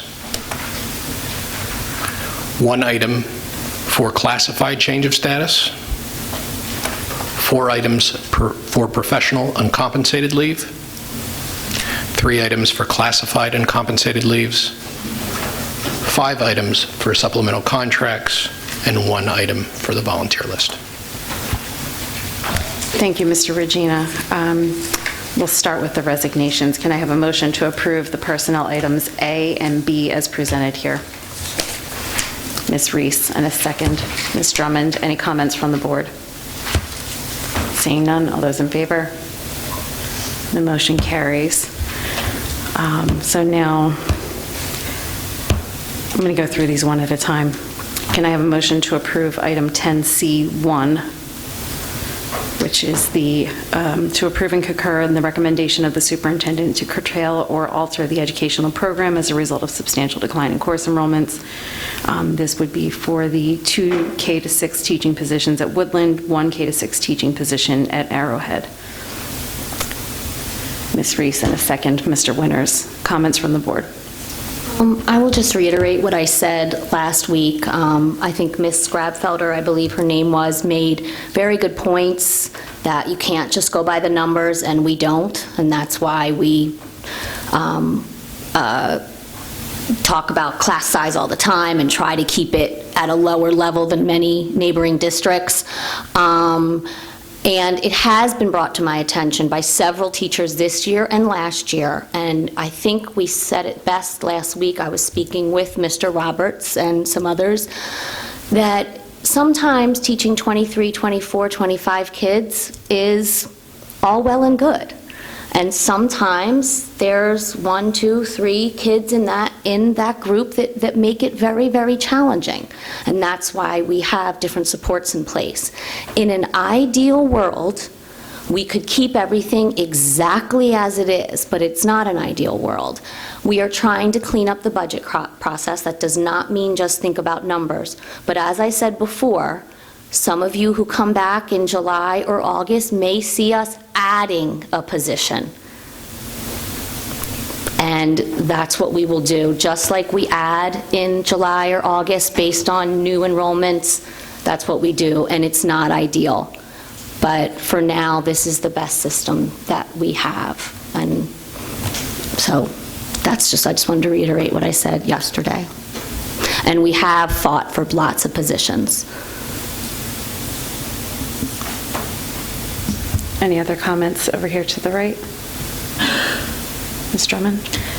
It sounds like the issue at Arrowhead is maybe other support methods could be looked into for that class. Maybe it's not, maybe the answer is the teacher reduction is appropriate, but that particular class could use additional supports, and I'd like to maybe see if we could investigate that. Any other comments on this item? Okay, all those in favor? The motion carries 9-0. Item 10C2, can I have a motion to approve the elimination of the K-6 gifted teaching position at Skyview Upper Elementary? Mr. Earnshaw, is there a second? Mr. Winters. I know that I had mentioned earlier that I do think that we should table this discussion.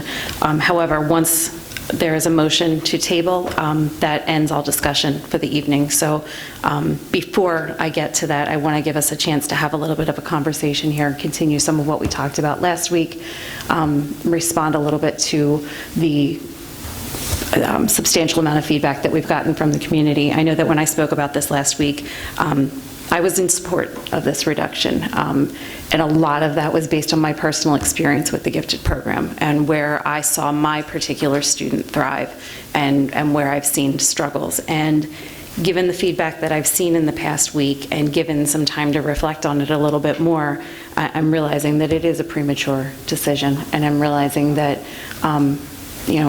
it's one of the reasons that we all have GIEPs, and we as parents know this, is no two students are alike.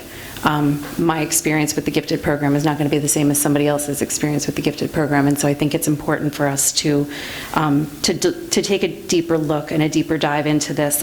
Hearing Dr. Mangano's presentation actually had me thinking we need to do something along the lines of what they're doing at Arcola with the gifted program, and that we need to look across the district and across buildings and have more conversations and more synergy across from Skyview to Arcola, from Arcola to the high school, to look at how gifted programming is delivered at all levels, and have a better discussion as a board around what a GIEP means for a student, what a GIEP looks like. We've had a lot of conversations in the 3+ years I've been on this board around special education, but to the best of my knowledge, this is one of the first we've had around gifted education, which is a subset, a part of special education, and I think that we need to recognize it as such. So I'd like to see us have a greater presentation from the administration. I'd like to have Dr. Zerbe work with his staff to get us more information, to get a better understanding of what our gifted programming looks like before we start talking about making any changes to it, because if we don't know what does and doesn't work, I think that any attempts to make a change at it would be short-sighted and possibly ineffective. So before I make a motion, I want to invite the rest of the board to share any feedback or comments that they have as well. I was just going to say that, you know, I too, as a former gifted support teacher, can only go by my experience as that gifted support teacher for, I don't know, 6+ years. And all the feedback we got was really interesting, very interesting. It's why we have such a great community. You know, there are districts where people don't come and say boo. So thank you to everyone giving your feedback. I will say, you made a good point. I didn't know there was a change in 2014 until Ms. Drummond brought it up. I didn't know that. I didn't know that's how new the change was. As education chair, we have not discussed it in education committee because, you know, we just haven't in that amount of time. So it was a good thing to bring up because I was concerned about some of the comments I heard. Being a former gifted support teacher, our teachers were always directed that children never, ever had to make up work, or if it was dependent on the work, and they were given more time. So I was a little concerned about that. I do know how they feel. That's not what I meant. You know, I do know they sometimes feel that way, but I was a little concerned about that. When I taught gifted, they never missed unified specials. So those are the kinds of things that in what Mrs. Larceny said need to be fleshed out. But I will say it does need to be fleshed out. Ms. Santucci sent us a very thorough explanation of how and why the program works the way it does. So I felt the same way you did, that we need to look at what is the best way to do it. On the other side, and in Kintail, you know, I can see how people say, oh, they just saw the numbers, you know, who cares? And that isn't true.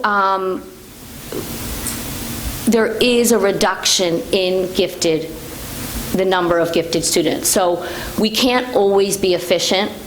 We can't always be efficient. There needs to be needs in place, but we do need to address that, whether it's that we share teachers or that we add other students. We need to look at it on a bigger picture, and I won't go on, but there is a lower number.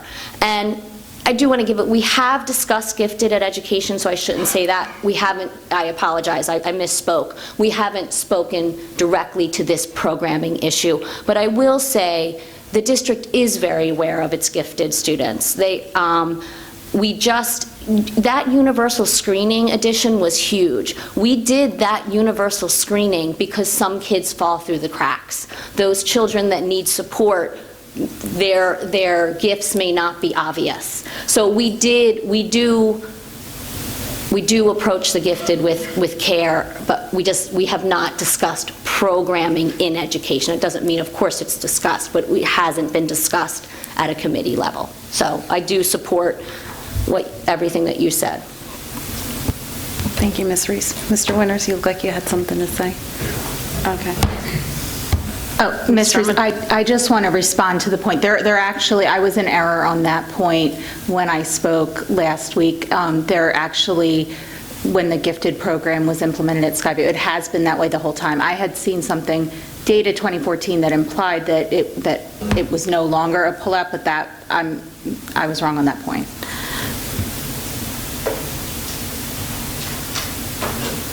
Any other comments, Mr. Ryan? I'll just go real quick. I said most of what I had to say last week. I appreciate the possibility that this may be tabled. I did want to address one thing, which was in a lot of the correspondences that we received, that this was solely a budgetary item.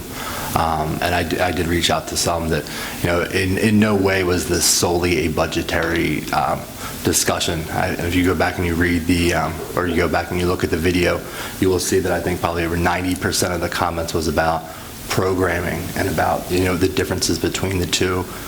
You're lucky if you find one or two comments about the actual budget impact.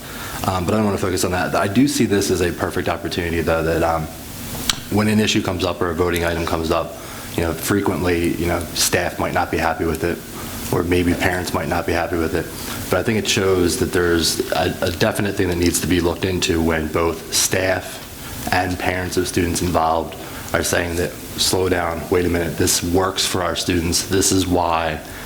So I'd like to maybe throw out the idea that we have a subcommittee formed where it doesn't have to be board involved, but maybe you bring in administration, you bring in some parents, you bring in the actual gifted teachers who are doing this on a day-to-day basis, bring in an SEA representative if they want. But I think that this is a perfect opportunity for us to all kind of work together and work through this. And, maybe you come back from the subcommittee and the recommendation is exactly the way it is now. Or maybe it is to, keep the way things are.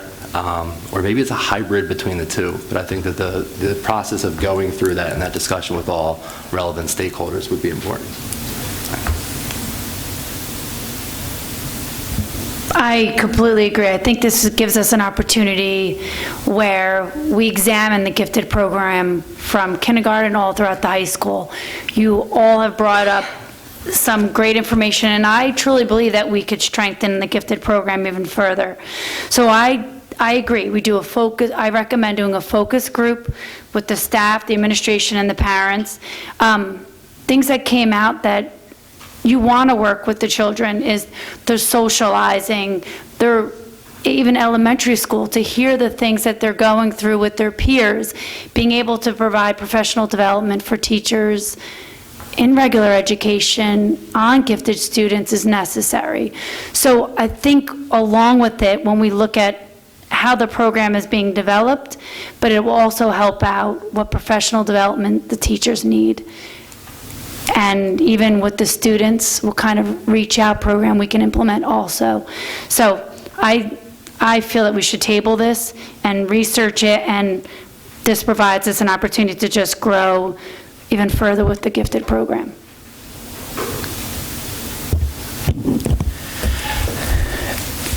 I'm usually not afraid to make some pretty bold and strong definitive statements when we sit here as a board about where I think we should go.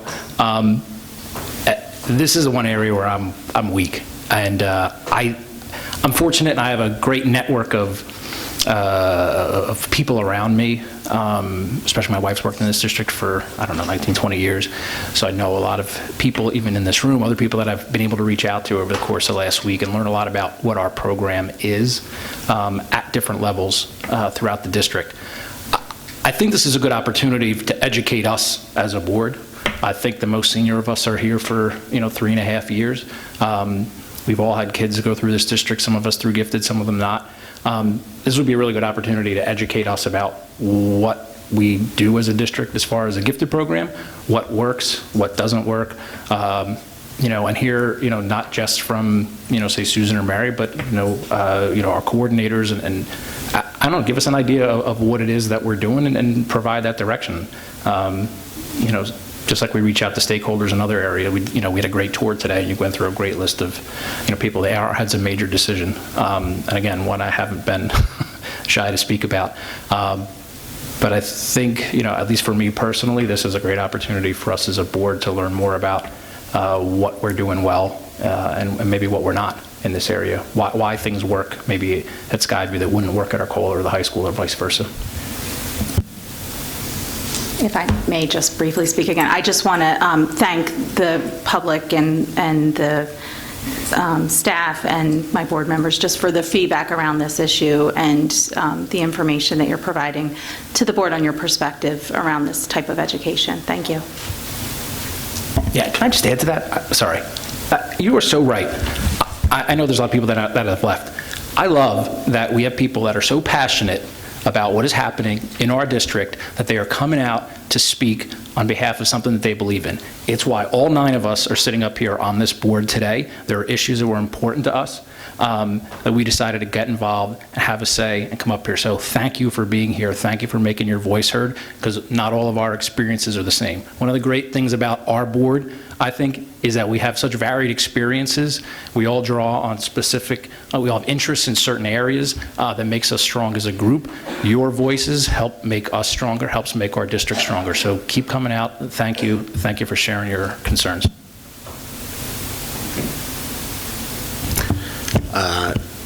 Yeah, just real quick, there are a couple points here. One, I have experience through this program and is supportive in the existing, and said that last week also, for many of the reasons were brought up. The experience has been fantastic particularly for my family, and I generally don't bring that up. But I asked my son if I could use him today, and he said yes, because it really was important to him. The performance is, just make sure there's nothing related to the performance of the program, of the teachers or the staff, was ever in consideration, just to make that clarified. I think there's 2 transactional things that I think even makes this hard to do, even if we wanted to, or at least if I wanted to. The IEP changes at this particular point in time in a year seems unwieldy and not correct. I think in this case, if there was going to be a change, it seems to me we would need to be doing a year in advance in that particular point. And the other point about this is I would like to see, if we were going to do this, the differentiation of instruction with more of the inclusion aspects. So these students would be involved in their social studies in their normal class, and how we're using that differentiated instruction to provide them the IEP, the GIEP elements that they have. I don't know what that plan is either. So even, there's going to be a big hurdle on those 2 things to convince me anyway, but I think we have not necessarily done our due diligence as a board to make sure that we can do this properly. So I will support any motion to table. All right, so in the interest of getting us further along in the evening here, I'd like to make a motion to table this item and ask the administration to please, I will work with the administration, Dr. Zerbe and I, to develop a timeline for when we can get further information on this with input from our teachers, from our special education staff, from our pupil services and curriculum, and get a better understanding for this board as to what our gifted programming looks like and what's the best path forward. So with that, I'd like to make a motion to table it. I will second that. Okay, and Ms. Drummond is going to second. All those in favor of tabling this motion? Okay, all those opposed? Okay, the motion carries 8-1. Mr. Summers, you'll let me know if I did anything that, okay, I'm never sure when I deviate from protocol here. So with that, I'm going to move on to 10C3, which is to approve the elimination of a special education teaching position at the high school. Can I have a motion to approve item 10C3? Mr. Winters, and a second, Ms. Reese. Any comment from the board on this item? Seeing none, all those in favor? Motion carries 9-0. Okay, I'm going to lump together items 10D, E, and F, and G. Can I have a motion to approve? Could you separate out D3? Yes.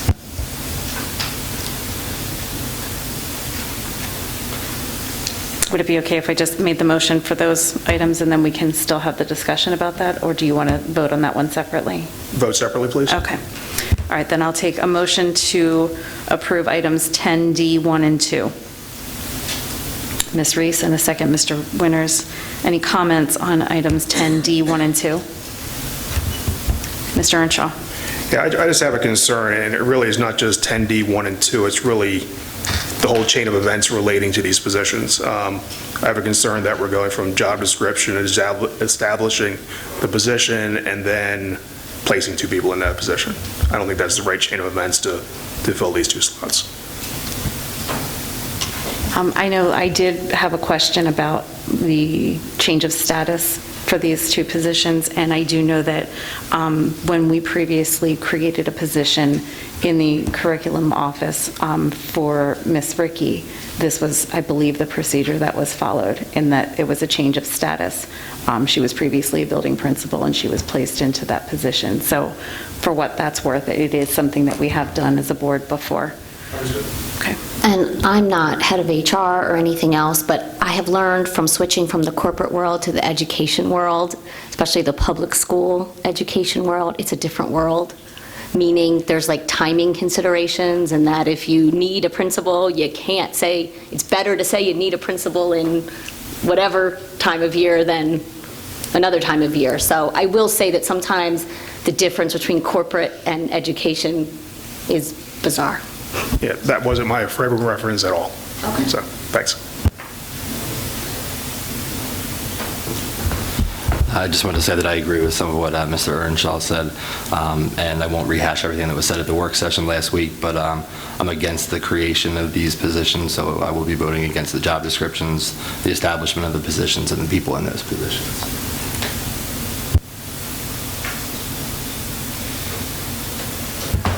I will be supporting these. I believe that the elementary and secondary education curriculum program needs to be strengthened. We have been running in the curriculum in an area that needs support, additional support.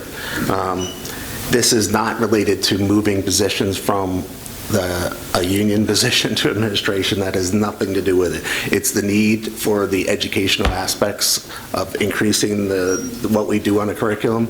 There's things that have been done that strengthen us, but we need to do some more quicker. So I will be supporting these positions. Any other comments from the board on these 2 items? I just wanted to reiterate, I also agree with Mr. Winters. All right, so with that, I will take a vote. All those in favor of approving these job descriptions for item 10D, 1 and 2? Okay, all those opposed? Let the record show Mr. Earnshaw and Mr. Ryan are opposed, and the motion carries 7-2. And can I have a motion to approve item 10D3, which is the revised job description of elementary school principal, intermediate school principal, and high school principal as attached? Ms. Reese, and a second. Mr. Navarette, comments from the board? Okay, all those in favor? Motion carries 9-0. Would anyone object if I grouped E, F, and G together? All right. Are you being difficult with me, Mr. Ryan? Okay. If you don't mind separately. Okay. Can I have a motion to approve item 10E as posted? Ms. Cancro, and a second, Mr. Ryan. Comments from the board? Seeing none, all those in favor? Motion carries 9-0. Oh, I'm sorry. I couldn't see you down there, Mr. Earnshaw. So that would be 1 opposed. Mr. Earnshaw opposed, so the motion carries with a vote of 8-1. Can I have a motion to approve item 10F, 1 and 2? Mr. Winters, and a second, Ms. Reese. Comments from the board? Seeing none, all those in favor of items 10F, 1 and 2? All those opposed? Okay, the motion carries 7-2 with Mr. Earnshaw and Mr. Ryan opposed. And now item 10G, approving the temporary change of status. Can I have a motion to approve? Ms. Drummond, and a second. Ms. Reese, any comments from the board? Just a clarification for anyone who's unaware. This just happens to be the teacher on assignments that we've had. So 1 is continuing and 2 is not. 2 are not, partially due to these new supervisor positions. Any other comments from the board? All those in favor? Okay, the motion carries 9-0. Can I have a motion to approve item 10J, 1 and 2? Mr. Winters, and a second, Ms. Reese. Comments from the board? Okay, I know that there was questions raised about the salaries and certifications. I know I spoke with Mr. Regina briefly after the meeting last week and confirmed that there is no additional certification required for these positions. Is that correct? That's correct. Both individuals are properly certified. Okay. And I don't know, I apologize, I don't know what protocol is for discussion of salaries. I know that we do from time to time show salaries when people are hired, but I defer to our solicitor on that. There's no concern about naming the specific salary. The agenda item does say no change in salary for both individuals listed. So I know that the question was also asked if a salary for a building principal and salary for a supervisor of education, elementary education or secondary education are comparable. And I apologize, I don't know who would be the one to answer that question. If that's you, Dr. Zerbe, Mr. Bricker, we're talking dollars. Mr. Regina, we're talking HR. So if any of you have input on that, are these comparable salaries in other districts? The positions, while in any supervisory or principal position, it's going to be depending on the experience of the individual. It's going to be dependent upon the certifications and other skills that they can bring to the table.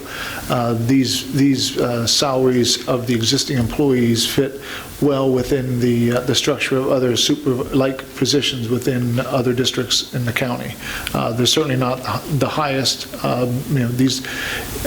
Both of these individuals aren't doctoral certified. One is, one isn't, and so their education sometimes plays a part in this as well. But these are in line. Any other comments or questions from the board? Mr. Ryan? Just as a point of clarification, and I don't want to put words in the mouth of a member from the public, but I think the question was, what certification do they have? And if that certification is certification in curriculum and instruction, not do they have the required certification? I don't know if that's going to differ your answer, but... It can, yeah. So there's 5 certifications that a supervisor of curriculum can have. There's an assistant superintendent certification. There's an IU director. There's the supervisor certification. There's a K-12 principal certification, and then an elementary or secondary certification. All of those are valid. In our world, they call them CSPGs, and it's CSPG 88, so they're properly certified. Is it possible to know which individual has which of those certifications? Yes, both of them have one has a K-12 certification for principal, and one has both the elementary certification for principal and the secondary certification for principal. Thank you, Mr. Regina. Are there any other comments from the board on these items? Okay, seeing none. Let's take a vote then on item 10J, 1 and 2. All those in favor? I'm sorry. It's getting late. People are looking at me funny. Yes, all those in favor. Okay, any opposed? Mr. Ryan and Mr. Earnshaw are opposed, so the motion carries 7-2. I'm going to try real hard not to get punchy here. Let's see, can I get a motion to approve item 10L? And actually, would anybody be opposed to me grouping a bunch of these together? All right, I'm going to take items 10L, M, N, O, there is no O, but P, and R. So the remainder of the personnel items on the agenda. Ms. Reese, is there a second? Mr. Navarette, any comments on these remaining items? Ms. Hall? I just want to say thank you for the clarification on the supplemental contracts for baseball and making it clear that we're rescinding the one contract and putting a new one in effect. Mr. Earnshaw, did you have a question? Okay, sorry, I thought I saw your hand up. Any other comments or questions on these items? All those in favor? The motion carries 9-0. Moving on from personnel, curriculum and programs, Dr. Katona. Thank you. There are 3 items tonight for your approval. One is the textbook adoption. All of the textbooks as listed there, and we did not have any additional feedback from the public other than what I had mentioned last week. We also have the course title changes for the math courses at Arcola, which the premise of which was explained earlier by Dr. Mangano, and also approval for the technology education course for grades 5 and 6. Thank you, Dr. Katona. Can I have a motion to approve items 11A, B, and C as presented here this evening? Ms. Drummond, and a second. Ms. Cancro, any comments from the board? Seeing none, all those in favor? The motion carries 9-0. Policy, we have 10 policies for first reading.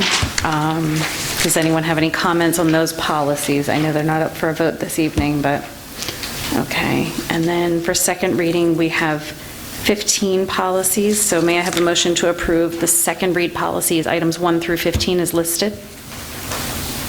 Ms. Hall, and a second, Mr. Winters. Any comments from the board? Seeing none, all those in favor? The motion carries 9-0. Gifts and donations. We have a gift of a trumpet from Tara Thomas, a gift from the Education Foundation for the STEM Maker Space of $110,000, and a gift of a football sled from the Football Parents Club. For trips, we have the science fair teams from the high school and from Arcola, and we have a change to the instructional calendar. Dr. Zerbe, you wanted to speak to that. So first of all, under trips, I just remember from the work session, there was a long pause as I was reading through the second item, trips number 2. That has been updated, and it was just updated recently after the break. We got the information from the teachers to confirm that there is a substitute need. So that's listed here for your approval. Under the change to the 18-19 instructional calendar, that is this year's school calendar, we originally had, when approved, May 7th as a day where K-4 students would be not in school, and that 3 of our 4 elementary schools would be used as polling places, as they typically are, for the primary election. We discovered that in error, the May 7th was indicated as that day. Our general intent, considering all of the challenges that we have with bringing outsiders onto our campus at the same time that we have students in the buildings, we've made it a practice. While we've done it in the past to have security guards there, we still don't necessarily feel that that's the most appropriate and most responsible method going forward, considering the unfortunate news we get on a regular basis from across the country.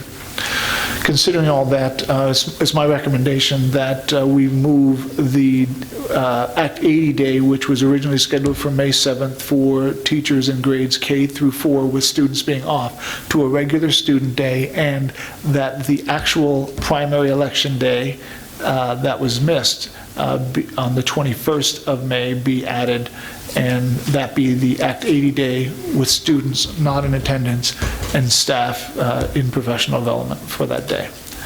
I just want the board to know that, in checking with the buildings, there are some activities and things that will have to be rescheduled and addressed, but it's my understanding that nothing monumental that would not be able to be handled. But it's not without a little bit of pain in making this change. Thank you, Dr. Zerbe.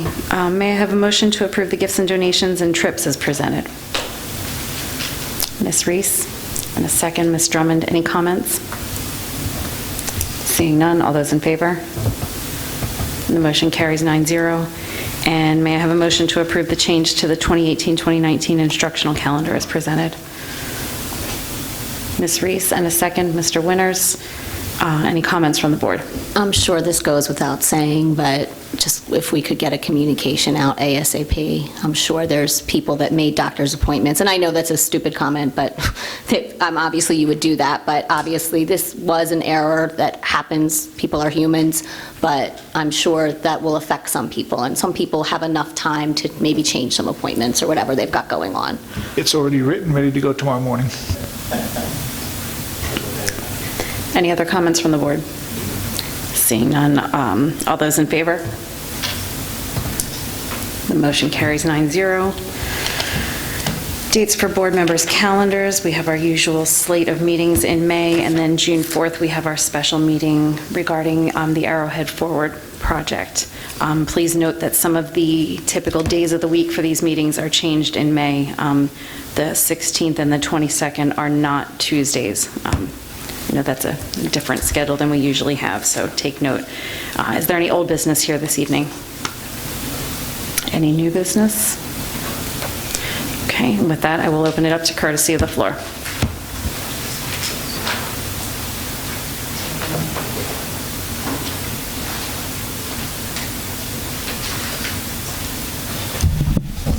Joe Bickelman from Audubon. Does the board ever, or does the public ever think about, I don't know, maybe I think about it differently, but how does the superintendent, the educational leader of the school district, get this reduction of a gifted teacher on the agenda, working side by side with the board president? How does that recommendation to reduce the gifted program even get on there from our educational leader and the agenda being put together with the board president? Did you ever think about it, what the process was to get that on there? That's the educational leader of the district saying that we should reduce the gifted program, and it got on the agenda.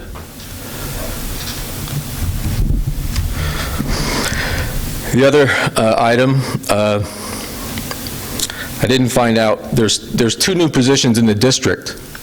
I don't know what they get paid, Kyle. I don't know what the expenditure, the paycheck is going to be going out for them, and I don't know what they get paid. 2 brand new positions. That should be in this agenda. 2 positions. I want to thank Mr. Ryan for getting a diluted explanation from Mr. Regina. That was a pretty good dance around. I almost didn't get any information, and you had a week to look it up. So I assume the people taking the 2 new administrative jobs, they only have principal certificates. They don't have certificates in curriculum and instruction. Okay, now the process. On the agenda, we had Troy Sisnovic for HR director. He was going to be voted on way back when, a couple months ago, to be put in as HR director.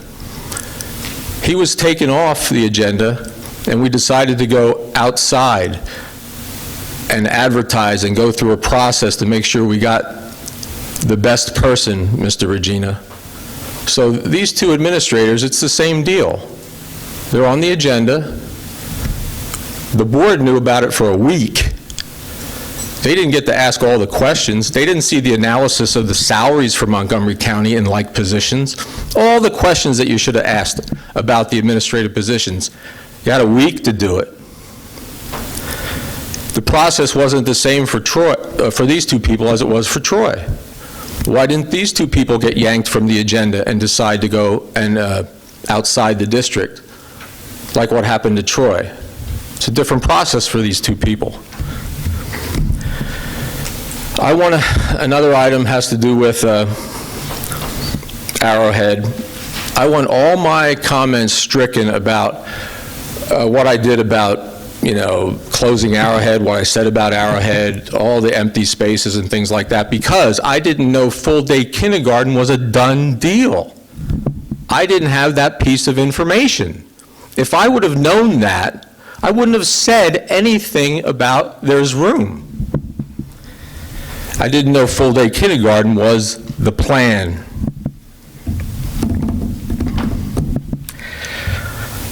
Full-day kindergarten takes away the noonday bus drivers. That's an $8,100 hit to the Bickelman household. $8,100 less salary. If my wife, being a senior bus driver, picks up other work, the younger drivers won't get any work, and they might not stick around. So that's $8,100 coming out of our household. She pays $7,300 for benefits on a $38,000 gross salary, just to let you know how the bus drivers are coping. Okay? Thank you, Mr. Bickelman. Dr. Malik.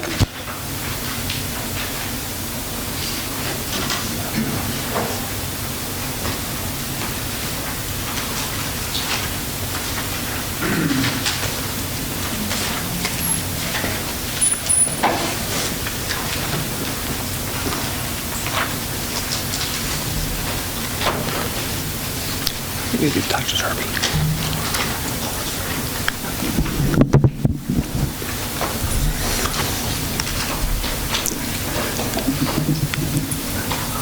I was waiting to hear our big thank you from Ralph Navarrete for us being so dedicated and motivated to come here, you know, making you a better board. I mean, they got it. I was waiting for us to hear it. Dr. Malik, please direct your comments. Well, no, I'm talking to you basically, but I wanted to hear it from Ralph. No, your comments are directed at Yeah, I'm talking to you. Your name and municipality. Yeah, I'm talking to you, but I wanted to look at Ralph, to see him smile like he is. Name and municipality. Jim Malik, Worcester. Thank you. And, you know, you could call me by my name like you were calling everybody else by their name. That'd be nice. When you were calling people to the microphone, you were calling them by their name, so.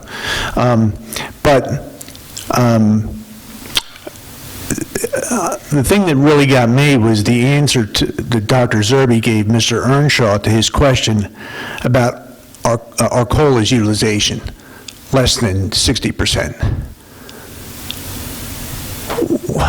What kind of answer was that? Less than 60%, and you don't have a good answer? And your solution is, what was it?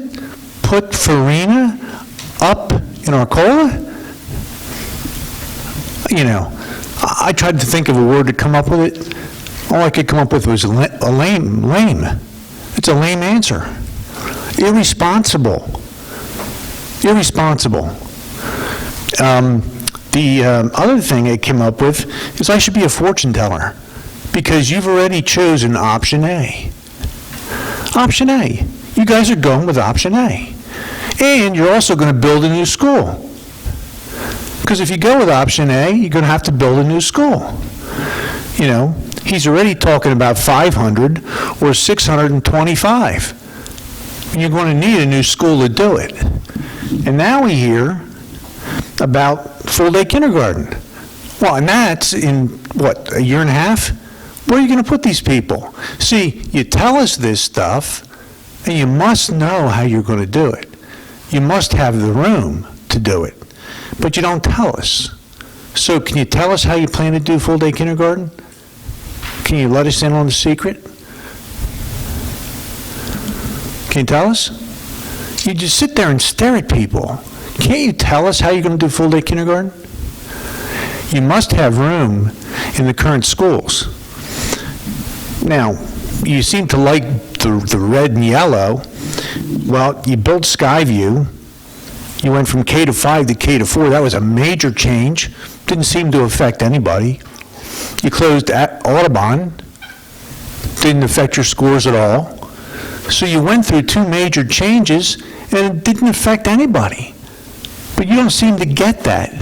You're using major change as your excuse to go with your, you know, your option that you want and they want. So I don't get it. But what I gave you is this document. Maybe you can tell me how many classrooms there are in Arrowhead. Can you tell me? Can you give me any hint? Can you do anything other than stare at me? Tell me how many classrooms there are. I got 19. How many are there in the building? Can you tell me? See, no transparency here. I'm asking you a question, you won't tell me. You'll just make me keep doing right-to-know requests. It's not fair to anybody. So, you won't tell us about how you're going to do full-day kindergarten, right? But there must be rooms to do it. So I know there's not 19 classes in Arrowhead or these other rooms. So you're going to have to do it somehow. There must be space in these elementary schools to do it, right? Am I right? Okay, thank you, Dr. Malik. Well, why don't you give me the minute that you gave the other lady that you gave? Is there anyone else for courtesy of the floor? Mr. Andrews.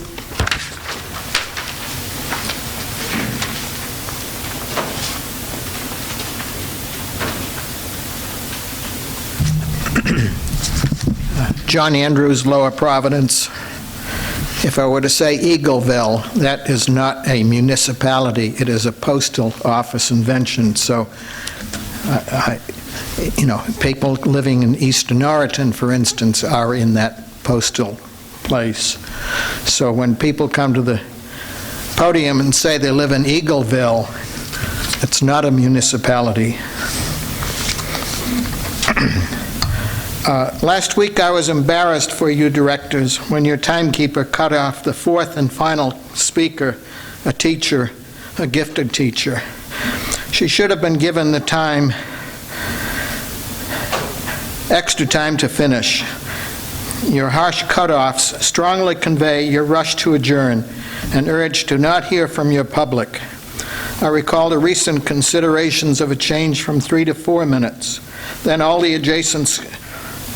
at that time, all the adjacent school districts had no time limits, and I assume that is still the case. 4 minutes may be proper when there is a large crowd speaking on a single issue. That was not the case a week ago, and it hasn't been the case hardly ever here. The primary election is coming next month, and I presume any Arrowhead Forward mailer will appear after it. That is wrong. If a mailer, it should be balanced and, for instance, correct the functional capacities that I faulted in some of the January options. Not that directors can be swayed from their emotions or politics. The mailer should not imply $25 million as a piece of cake. I don't see any way for it to happen financially. Along those lines, the extra $1 million a year for full-day kindergarten, I don't see how that happens either.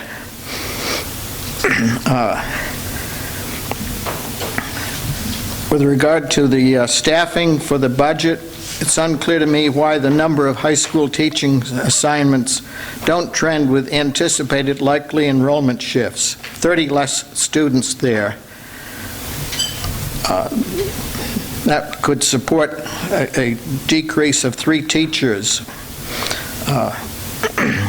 And also, last fall, the principal spoke of a large number of class sections with low enrollment, and I would think that would lead to the need for fewer teachers also.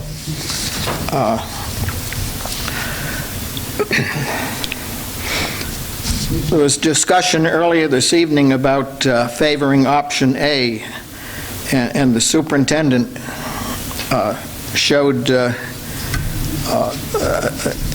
seemed to favor adding rooms at one school, Arrowhead, whereas the school showing likely enrollment growth is Worcester. And the fix should be adding rooms at Worcester, and the Worcester building also has in place all the utilities for an extra 4 rooms. In other words, the original design was intent on speeding the process of adding rooms there, and over the decades, with a lot of farmland there. When developers come in, they put up housing, and some of the housing has students. Thank you, Mr. Andrews. And I have one additional Mr. brief Andrews. item. Other people got a few seconds more, and I've waited a long time this evening to get to speak here. But relative to the Worcester School, the new housing in that part of the district is unlikely to give you elementary school students. It's likely to give you middle school students. Thank you, Mr. Andrews. Is there anyone else for courtesy of the floor? Okay, before we adjourn, I just had a couple of quick comments that I wanted to add. As regarding the process for establishing the agenda, and yes, the superintendent and the board president do work together to develop that agenda. And as I stated earlier, my position on this matter changed. And when we know better, we do better. I changed my mind, and we changed our process.